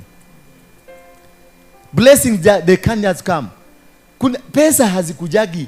Yani kwenu mnachukia pesa, maana mkipata tu shilingi 10,000 familia mzima mnakosana. alafu niambie pesa itatafuta njia ya kukuja kwenu? Pesa inatakanga mahali kuna amani. Bwana Yesu asifiwe sana. Pesa inataka mahali kuna urafiki, kuna upendo. Kwanyu mutiaranageria, brother haongeagi na wewe, sister ni Hutu na matusi, wengine ni Muturukana ni nini. You don't talk to each other. Alafu mujire pesa no cioke kuu sigo kagwikara kwao. Pesa ni kirathimo. Kirathimo gicaragia kundu kwina blessing, kwina kundu kwina thayo. Mahali uko pesa kuna amani. Wewe mwenyewe hauna amani na wewe mwenyewe ni stress tupu. Au pesa ikuje itakujaje? Kama ile kitu utapata ni mana from heaven. Maana ya kukula tu, na ukijaribu kuweka mnapigana. And this is the problem that we are having. These people are united. Siku nyingine nilikuwa naenda Beijing, nilikuwa kwa ndege ndani ya tukienda. Ndege ilikuwa imebeba watu 350. Out of the 350, wawili tu walikuwa wa Somali. Watu wawili walikuwa wa Somali. Hii ingine yote tulikuwa tunaongea Kikuyu. Ndege mzima tulikuwa tunaongea Kikuyu. Yes. Aterere modo wako. Munaona thirikari eno atia. Tukienda na kuenda kushuka hivi, sisi yote tulienda Gikomba ya Beijing. Kule Beijing kuna Gikomba. Tulienda Gikomba kwenda kutafuta, tunanunua nguo kama hii tunauziwa shilingi 800 na hii tunauziwa shilingi 300. Yani all this manner. Wakikuyu wote wanaendaka China, wanaendaka Gikomba. Usidanganywe ati wanaendaka. Nao hawa watu wawili, wakati tulishuka pale Beijing airport, kushuka tu hivi, tulikuta magari Range Rover kubwa, the newest model, magari 6 na pikipiki ya polisi pale mbele. Imeongojea watu wangapi? Hawa wawili. Walibebwa kwa sababu ni mimi niliwafuata. Mimi najua mimi nakuwa kivyangu naishiki dunia yangu. Nilitaka kujua hawa watu ni wanani. Kwa sababu ninajua mmoja ni wa Isiri na mmoja nilikuwa tumefurugana wakati ule. Sasa ninamjua. Sasa nilikuwa nataka kwa nini amechukuliwa na nini? Na Duthi. Na mimi sikuchukuliwa na Duthi. Because I'm always curious. Nataka why mtu amebebwa na Duthi na mimi sikubebwa, na huyu si president, mimi najua kule ametoka Isiri, ni mtu tu wa kawaida. Mimi tukachukua taxi, nikabia taxi follow this car. Tukawafollow. Waliingia Beijing inaitwa Beijing Intercontinental Beijing. Na Beijing Intercontinental ni 7 star. It's not a 5 star. It's a 7 star hotel. Wakaenda, mimi niliwafuata kabisa, kuwafuata mpaka nikajua kule wamekomboa. Walikombolewa nyumba ya presidential suite. Walikombolewa na kampuni Mchina aliwakombolea. Wakaekwa huko presidential suite. Alafu kule factory kumbe walikuwa na 2.5 billion. Walikafuga factory. Washonewe vitu zao. Washonewe maguo zao. Washonewe viatu zao. Factory kafugwa. Sisi wa Kikuyu tuliteremuka Gikomba. Nao walienda kwa factory. Factory nguo moja walikuwa wanatengenezwa na shilingi 100 ngapi? 1. Hii Gikomba tulinunua shilingi 100. Sasa nikikuja hapa, hii nitauza pesa ngapi? 2,000. Na ule alinunua shilingi 100. Atauza shilingi 300. Sasa nani amewin? Because of being strategic, being organized, understanding the dimensions, the spiritual dimension. How do I conquer? How do I win? Bwana, sasa hamwezi unagirimaka na matatu, uyakwete girimaka na mere. Angalia tikiti ya ndege ile tumetumia sisi zote. Tikiti ya ndege mpaka huko ni 280. Sote sisi watu 300 na 348. Hebu mfanye hiyo hesabu uone pesa ngapi tulipatia ndege. Wao walienda wangapi? Wawili peke yao. Walipatiwa pesa na watu wao. Wakaenda wakanunua wakaletea watu wao. Because wanaaminiana. Because pesa kukaa kwenu lazima kukuwe na trust. That is why you are poor. That is why you cannot make anything. That is why you are forever confused. Ile kitu mnajua tu ni maombi mingi. Na hii maombi hakuna mahali itakupeleka. I'm a Christian like you, lakini let me disappoint you. Hii maombi haitakusaidia. You are going to remain poor until you die. If you are not going to change strategies, uchange ukuwe strategic, uelewe jinsi ya kutafuta hizi vitu za dunia. Hizi vitu za dunia hazitaki maombi, maana ulipatiwa in the book of Genesis chapter number 1 verse 26, 27 and 28. This is the vitu tulipatiwa, tuko nazo. It is how to use them, how to exploit them, how to make friendship with them. Uoka huko mahoya, uraraka huko mahoya. Mahoya mari kuna ido niwe munegere. You are told by God, have dominion. Hebu tuangalie hiyo kitabu. Tupatie Genesis 26 chapter number 1 verse 26. Umutigakiwe nini ndio afundile ndio ciakwa. No, raundi mimi si beberesi, lazima muchange, na kama uchange enda kwa maombi. Na ukienda hiyo maombi yako usirudi hapa tena. Hakuna pesa inatengenezwa na maombi. Maombi inatengeneza relationship yako na Mungu. You build a relationship with what? Lakini vitu za dunia hii kuna formula ya kuzitafuta. Hazitafutagwi na maombi.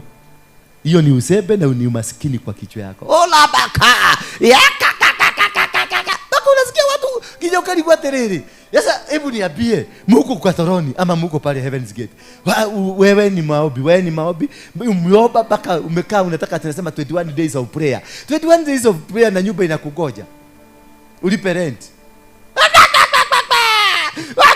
Bana uliongea maneno yote ikaisha. Sasa ile kitu ilibaki wow.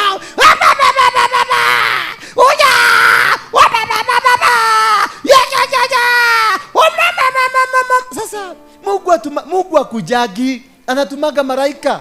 Anaambia ende waangalie Penina kuko kunaona Penina pale, ende waangalie ni nini Penina anafanya. Akikuja na leo nikeke kaba kwa ithiti kwale.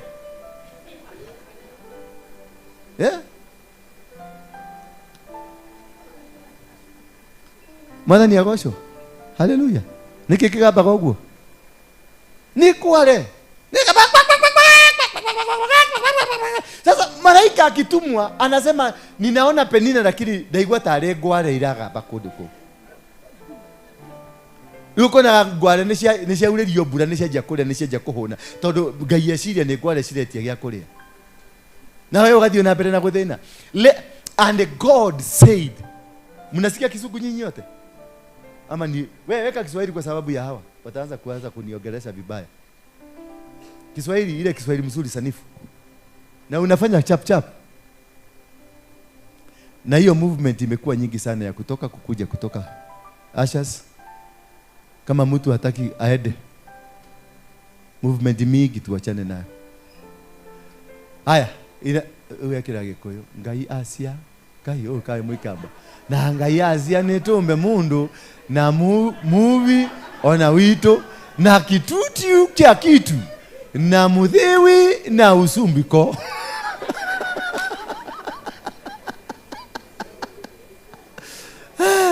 Kisha Mungu, sikiliza sasa hapa, nielewe vizuri. Kisha Mungu akasema tumfanye mtu kwa mfano wetu.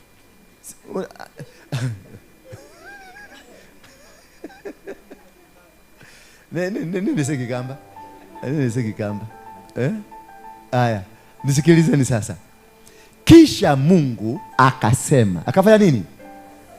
Tumfanye mtu kwa mfano wetu, kwa sura yetu, atawale samaki wa baharini, ndege wa angani, wanyama wa kufugwa, dunia yote na viumbe vyote vitambaavyo. Alisema tufanya nini? Tumtengeneze mtu. Walikuwa na nani? There was life before. Bwana Yesu asifiwe sana. There was life before Adam. Story yetu tunajulikana hapa. Before Adam there was life because ni tumuumbe. Kisha Mungu akasema tumfanye mtu kwa mfano wetu, kwa sura yetu. Sura yetu wakiwa na nani? Bwana Yesu asifiwe sana. Wakiwa na akina nani? Kumaanisha there was life. There were other beings that existed before man. Kisha mtu akaambiwa kwa sura. Kwa hivyo unafanana na nani? Unafanana na Mungu. Na kwa mfano wetu. You are an example of God. Wewe muhiano wa Ngai. Mwathani agocwo. Bwana Yesu asifiwe sana. Kwa sura hii, sura ni kama ya Mungu. Kitu cha kwanza ujitambue kwamba sura yako, tabia zako, maumbile yako, wewe na Mungu the same. Hello. Hapo mumeona ni kama nimechanganyikiwa. Ama are you together there? Mumini understand hapo? Nataka tuende pamoja. Kisha Mungu akasema tumfanye mtu kwa mfano wetu, kwa sura yetu, atawale samaki. Kwa hivyo alitengenezwa kwa sura ya mtu, ya Mungu, kwa mfano wa Mungu, kwa ajili ya utawala. sio kwa ajili ya kitu kingine, kwa ajili, kitu cha kwanza, kwa ajili ya utawala. So the dominion is given to you from the word go. You are created to dominate. And how are you being dominated? So wewe na Msomali, nani anatumia Biblia vizuri? Yes. Wewe na Muislamu anaitumia Biblia vizuri because aliumbwa na akajitambua, akajua mimi nimeumbwa kwa umbile la Mungu, kwa sura ya Mungu, kwa kila kitu ambacho niko nacho kwa Mungu. That is why he is able to displace you, because he knows his birthright. Anajua this is my right. Anajua udogo huu nimetengenezwa. Kwanza kabisa, I am like God, so I am supposed to displace anybody who does not belong to God. I may understand your weaknesses. They know how weak you are. They know that you don't even know yourself. Hamujielewi, hamujijui. That is why they come, they displace you. That's the point number one. For you to win any battle, financial battle, for you to win, to become, for you to become rich, you must be able to understand you have the birthright. You have the right on earth. And this earth belongs to you. And the possession ambayo umekamata ni possession yako. But when I come with money, I buy that land ya mzazi wako, ninakuondoa, is because you don't have a belief in self. You don't know yourself. That is why I can easily remove you from where you are. I can easily displace you because I have a super hand, an upper hand than you. Because I know my God. I understand my God. And I know I am not inferior. You are inferior. Me, I'm superior. Bwana Yesu asifiwe sana. Tuendelee. Ikasema namna gani? Kwa sura yetu, basi, verse number 27, basi Mungu akaumba mtu kwa mfano wake. Haleluya. Mungu akaumba mtu kwa mfano wake. Naam, kwa mfano wake Mungu aliumba mtu. Kwa mfano. You are God. You are made like God. You believe and you walk like God and you live like God. Bwana Yesu asifiwe sana. Kwa mfano wake akaumba, aliwaumba mwanamume na akaumba nani? Mwanamke. So, mliumbwa kwa nini? Ile verse 26 inasema namani, ndio aweze kutawala samaki, atawale ndege wa angani, wanyama wote. Kwa hivyo alimuumba mtu na akampatia utawala, akampatia dominion. So you got the dominion to own. Utajiri unatoka wapi? Utajiri umetoka kwa miti, utajiri umetoka kwa samaki, utajiri umetoka kwa wanyama, utajiri umetoka kwa kila kitu ambacho kiko katika dunia hiki. Ndicho kinakufanya wewe ukuwe tajiri. Aliyejenga nyumba, alijenga nyumba kutokana na miti na mawe na mabati na kila kitu. Maanisha alichukua vitu vya dunia akavifanya utajiri. Why are you not able to do that? Why are you not to turn vitu za dunia zikupatie that dominion? Why are you not able to dominate? Why are you not able to conquer the world? Because haujielewi. Basi Mungu akaumba mtu kwa mfano wake, naam, kwa mfano wa Mungu alimuumba. Aliwaumba mwanamume na mwanamke. 28. Now listen to me carefully here. Mungu akawabariki. Oh. Hallelujah. Soma hiyo laini tu moja. Hiyo tu moja, usipite hapo. Mungu akawabariki. So, ngoja usiendelee hapo. Shida yenu ni kufanya kitu mjaambiwa. Na Mungu akakubariki. Are you blessed? Na ujinga tumetoa wapi? If already you are blessed, the blessings of God commands. When you are walking in the blessings of God, doors will open. When you are walking in the blessings of God, anything that you want, you receive it. Anything you ask in the name of God, because you are walking in the presence. The blessings means you are walking in the presence of God. And when you are walking in the presence of God, who can deny you anything? So you are blessed. First thing, Mungu akawabariki na kuwaambia. Hello? Aliwabariki. Kwa hivyo, from the word go, you are a blessed person. Hauna laana, dori, nimetuwadile kwa igerera ya kwa goma. You are a blessed person. So when you look at your mirror, look at a person who is blessed. Modo muradhime. Na modo muradhime darumekaga. Kani arumekaga. Wakikodo gerumekari ugete denaneke. Why are you poor? Why are you struggling in life?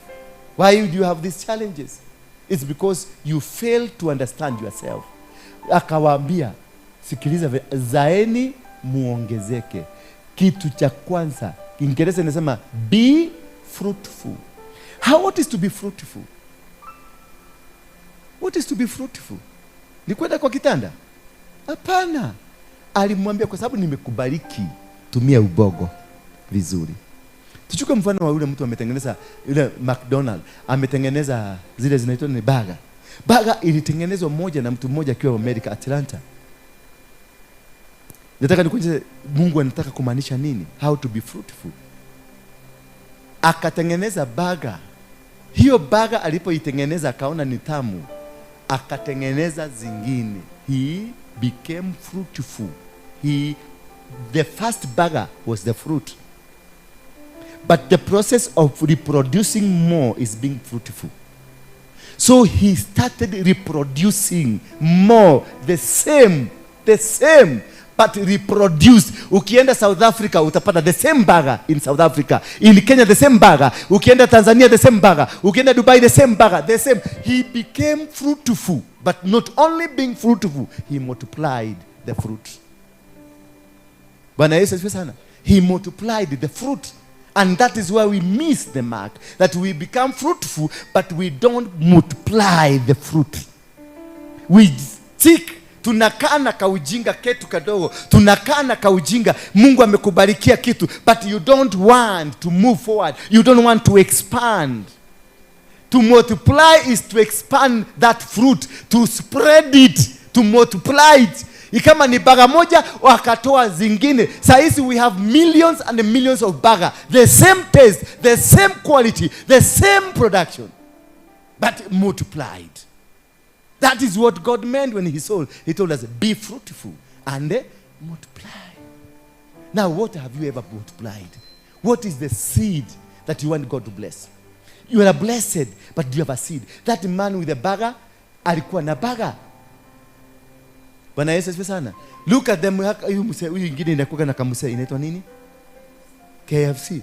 Huyo mzee, tunasikia stories zake, alikuwa mpaka alikuwa amenyimwa kazi. But he thought, ilifika mahali akaona, wait a minute, I am the image of God. I look like God. I can do something that God can do. Who is leading now in the world? Mpaka wale ambao walimfuta kazi walikuja kumtafuta. Hata saizi wanamtafuta. Coca-Cola, soda ya Coca-Cola inatengenezwa Atlanta. Bwana Yesu asifiwe sana.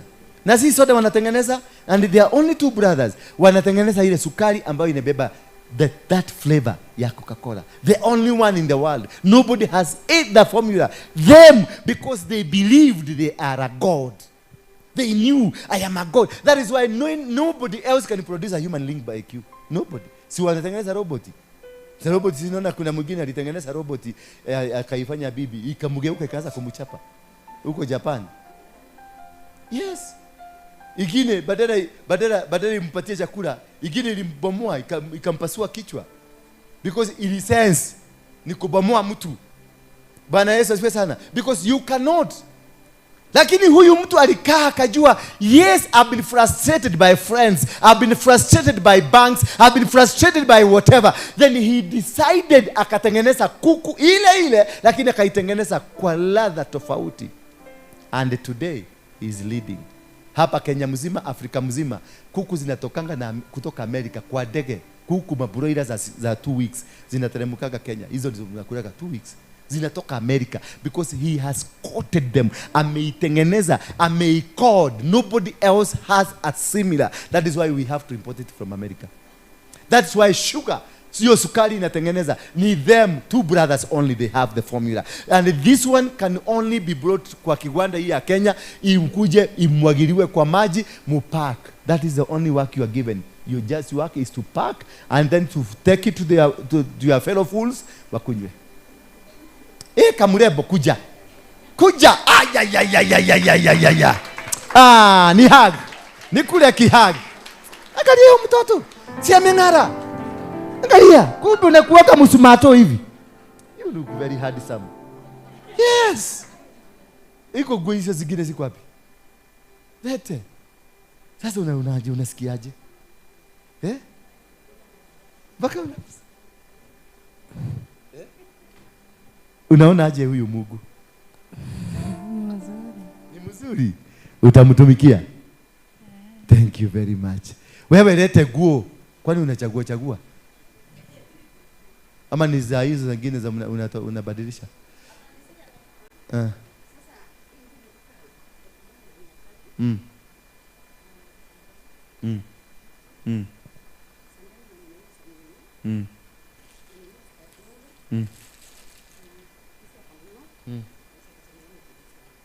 Sawa. Umeridhika? Asante sana. Go and sit down. Pigeni Yesu makofi. This is what we need. This is the preaching. This is the gospel ya kubadilishia mtu maisha yake.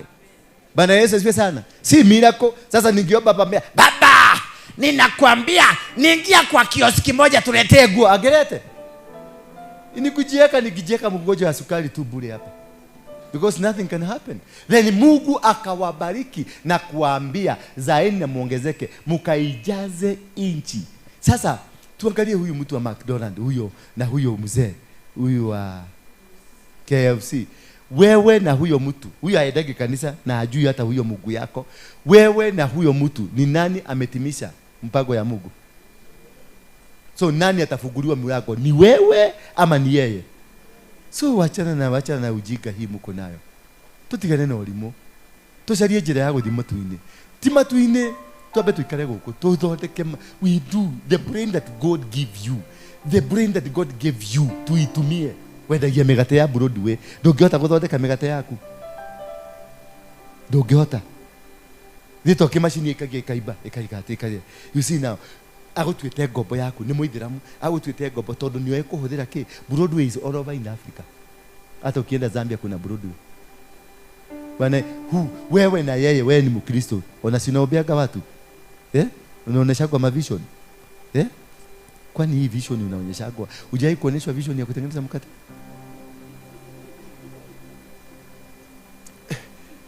No. Bwana Yesu asifiwe sana. I just want to be very frank to you. Mimi sitatembea na wajinga. Acha digoshera na elimu. Usikuje hapa timira kwa unapata hapa, utapata matusi. Na to some extent utakula kofi. Because the Bible is clear to us. The formula to become iko hapa. The first book of the Bible inakupatia the formula to live in this world. Ulimu washoka warutako. Mundu wa Ngai. Ulimu washoka warutako. We ulimu turashoke kurutako. Formula we nayo. The first book. Usiseme ati hiyo kitabu iko katikati ya vitabu vingine. The first book of the Bible, it gives you the formula. Be fruitful and multiply. So wewe na mtu wa McDonald, baga iko South Africa. Si umetoka South Africa? Kuna baga South Africa? The same ukikuja hapa Kenya. Ladha ni tofauti? No, the same. So he has actually done what God said of him. Be fruitful, akatengeneza seed. Kisha hiyo seed akaimultiply. Sasa ninakuta kila mahali duniani watu wanakula. Huyo mtu amefanya kazi ya Mungu, amejafanya kazi ya Mungu. Na watu le ramakaka rebebebebebebe okokokokokokokoko ayayayayaya. Utachomeka my brother. Ukahia ginyaga ya makiarigo ni kile kirahe. Utachomeka because God brought you to this world with a purpose. He never brought you this world ukuje kuwa idler. You are not supposed to be an idler. You are not supposed to become here to be a beggar. You are not supposed to be here on earth to be a confused Lord. You are supposed to do the perfect will of God to fulfill his purposes. That is why you are on earth. That is why he has given you. Unavurutaga hewa. Unajua oxygen ni pesa ngapi? Ende hapa Nairobi Hospital, jifanye mgonjwa kidogo, useme hupumui vizuri. Uende wakuweke tu 3 seconds. Usikione pesa ngapi? 400,000. That is how much oxygen inatoka. Yeah, 3 minutes. Oxygen. 3 minutes. 400k. Na hapo na shida yako kivuruta hewa ya Mungu bure. Tutao kwa Mungu shageria. Ni mwari thukirie. Mukire kagia na guku ringi mukigucagia na guku. You are not adding value. I say, Ati mnalia nyinyi ni maskini. Ati mimi ni maskini ya Mungu. Mungu gani ni maskini? Ati maskini ya Mungu. Akatengeneza maskini. Niko haigwa haha thondeketwo muthini. Just tell me. Umesikia maskini hapa? Alitengeneza maskini. Alibariki. He blessed them. Alafu unakuja kuniambia haya ni maskini ya Mungu. Mungu gani? Which God is are you talking? Ni Mungu uliko sio?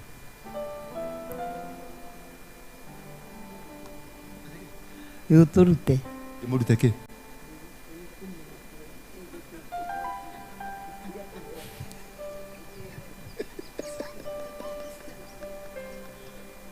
Wewe rudisha hiyo kitu hapo. Zaini muongezeke, mukaijaze inchi na kuimiliki. Sio kujaza tu.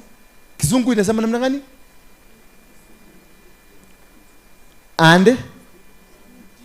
And subdue. You what is subdue? Mulisoma. Wewe ulisoma? Ana wakinyia class 2. Subdue it.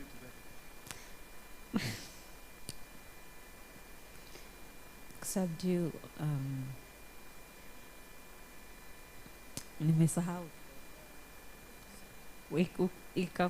Ukaikubali. Wrong. Huyo mwalimu wako? Conquer. Yes. To subdue. It is to conquer. Uikanyage.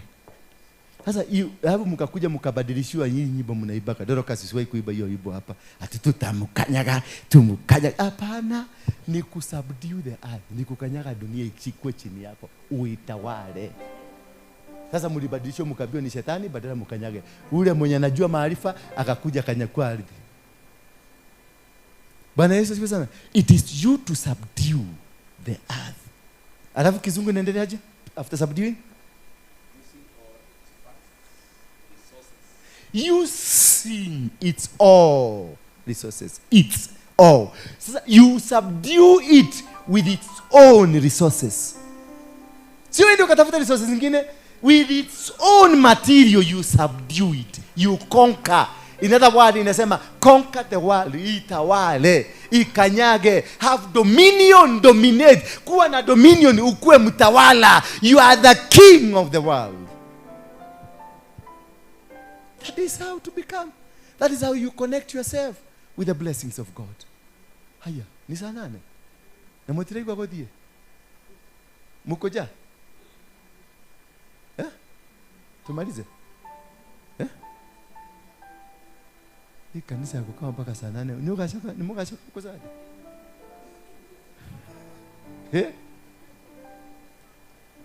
Ati mukaijaze nchi na kuimiliki. Muwatawale. Wanani? Muwatawale samaki wa baharini, muwatawale ndege wa angani na kila kiumbe hai kitembeacho duniani, mukitawale. So manifesto ya biguni inasema you are a mutawala. Wewe ni mtawala. Hivyo ndivyo manifesto ya biguni inasema. Yet you are struggling. Yet you are calling yourself all manner of things. Yet you cannot even afford a meal for a day. Yet you cannot even afford kanguo kazuri. Umevaa nguo mpaka imefade. Kazi yako ni maombi from one church to another church. Atanikometa muno.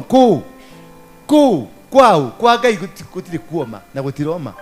Kwa Mungu akujai kuwa dry because he has given you fish. Nani analeanga fish? Ziko Lake Victoria for free. Ukienda baharini ziko huko, lakini kuna watu walijua wakadominate. Maana walijua siri. Mungu alisema nini? Dominate and subdue. Wakaenda huko na meli zao baharini. Kuna watu sasa wanatafuta samaki baharini. They subdued, they dominated, they controlled. That is all what you need to connect yourself with the 2025. Understand the principles of the kingdom. Understand the plan of God over your life. Understand that God is not a God of poor people. God is not a God of confused people. God is not a God of people who does not want to think. He's a God that has given you the brains and he has told you how to use that brain. He has given you the formula on how to use the brain. Let's go on, please.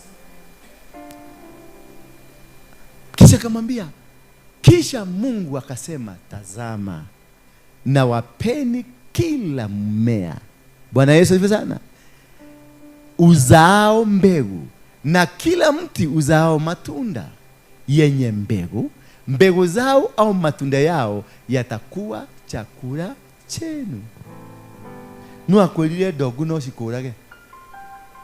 Nani alikwambia dogu zinaweza kukuua? Ndio. Tuelewa. Hebu turudie. Tusome kwa pamoja. Kisha 1 2 3.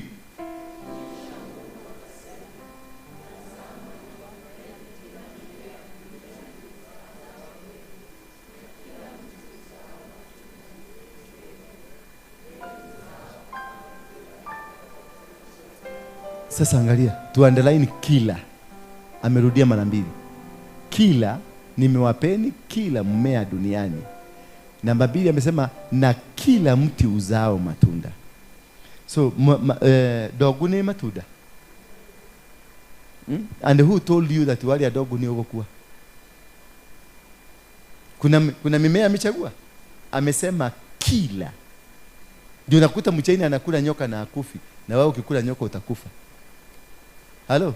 Ndio ukienda kwa wajane wanakula umbwa, wewe unaweza kula umbwa? Nani alikwambia umbwa ni mbaya? At which formula did you arrive kujua ati umbwa si mzuri? Umbwa ni ya kukulinda, si ya kukula.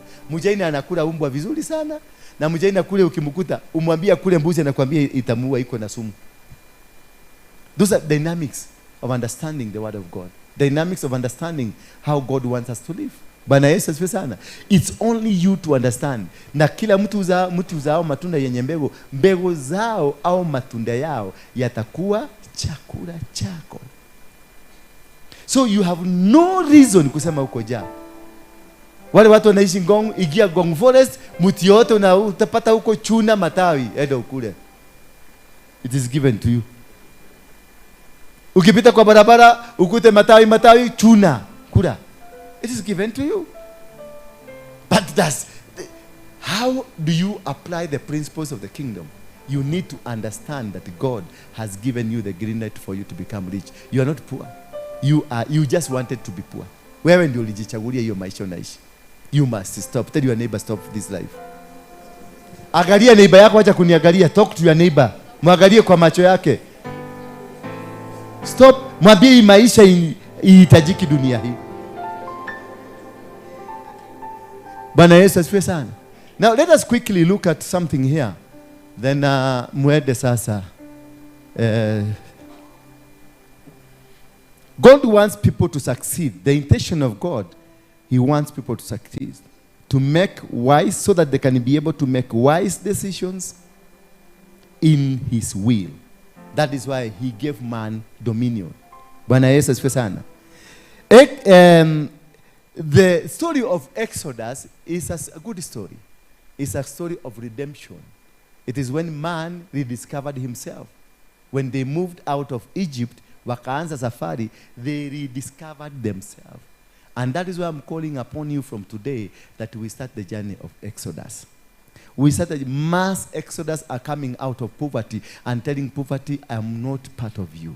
When I was being created, you were not mentioned. When God gave me the permission to live in this world, there is nowhere I heard your name. Bwana Yesu asifiwe sana. You speak to poverty and tell poverty, you are not my relative. I look like God. I am an image of God. So God said, let there be light, and there was light. Let there be night, and there was night. Let there be a cows, and there were cows. Let there be kitchen, and there was kitchen. Ni kitchen ama chicken? Chicken, and there were chickens. Bwana Yesu asifiwe sana. He mentioned, he said, let there be. So you got that mandate. Let there be, and it will be. If only you believe in yourself and you return yourself to the original you. Tusimame kwa miguu yetu.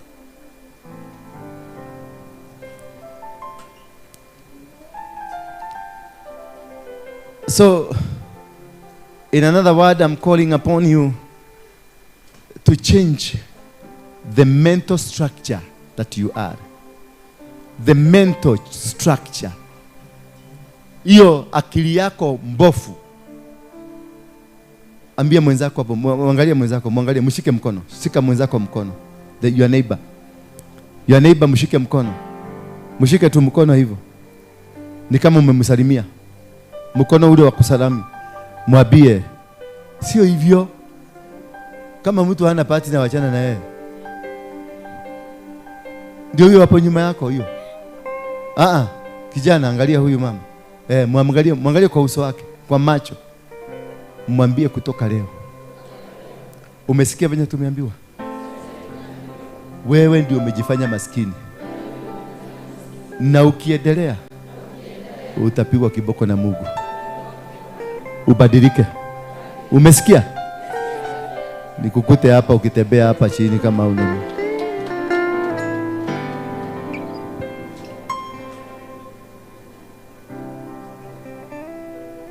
Thank you. Worship team. So tafuta sadaka yako. Ingia kwa mfuko. Hapa lazima mtatoa pesa. Na ndio kwa maana sitaki maskini hapa. Sitaki. Na tutaanza na wewe na hiyo level uko. Hatutaenda runda kutafuta watu. You must be rich whether you like it or you don't like it. If at all you want to walk with me, lazima upate pesa. Sitakubali kutembea na myself. I'm not poor. I'm not poor. Ama mnaona kama nakaa poor? Mimi nilifanya vituko zote za dunia hii nikikataa kuishi maisha ya shetani. Mimi nimeiba banki, nimefanya pickpocket, nimeuza chang'aa, nimeuza bangi, hakuna kitu sijafanya. Hello. Ni damu ya mtu tu sijamwaga. Lakini pesa nimetafuta kwa njia zote. Kwa sababu nilijua I don't belong to where they want me to be. I don't belong to that class. I don't belong to poverty. I don't belong to stagnation. I don't belong to limitation. Because I am an image of God. If I'm an image of God with every right of God and I am a blessed of God, then I don't need to dikurarira. Na tutigotoana na mimi sitaperekana na mtu wa hiyo sambuli. I can assure you for free from today, hatutaperekana na mtu hapa wa kuobaoba. Watu ati kila siku wanalia shida. No. I will force you to do what God wanted you to become. I will make you do it. Hello. How many are ready for that? For the transformation. Just lift up your hand, I pray for you. Father, I want to thank you. I want to honor you and I want to worship you this afternoon for having spoken to us in such a powerful way. That you have told us that you blessed us and you gave us dominion and you gave us power to subdue. Father, let us be in your will and we shall walk in your will to do your will. For it is in Jesus' name we pray. Leteni sadaka mwekele hapa. Leta hiyo kikapu iko wapi? Leteni tu hapa.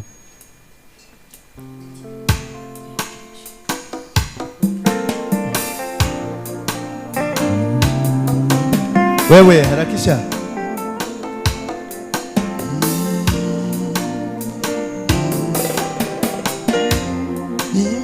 Weka hapa. Leteni sadaka. Nimekubali Bwana. Nimekubali Bwana. Nimekubali Bwana. Tawala maisha yangu. Weka tu hapa. Bwana, wekeni tu. Nimekubali Bwana. Nimekubali Bwana. Tawala maisha yangu. Nimekubali Bwana. Nimekubali Bwana. Nimekubali Bwana. Tawala maisha yangu. Nimekubali Bwana. Nimekubali Bwana. Tawala maisha yangu. Mwambie Mungu atawale maisha yako. Mwambie Mungu akuongoze, akubadilishe, akufanikishe. That I'm not going to be poor anymore. I'm not going to be challenged anymore. I want to survive. nimekubali Bwana, nimekubali Bwana, tawala maisha yangu.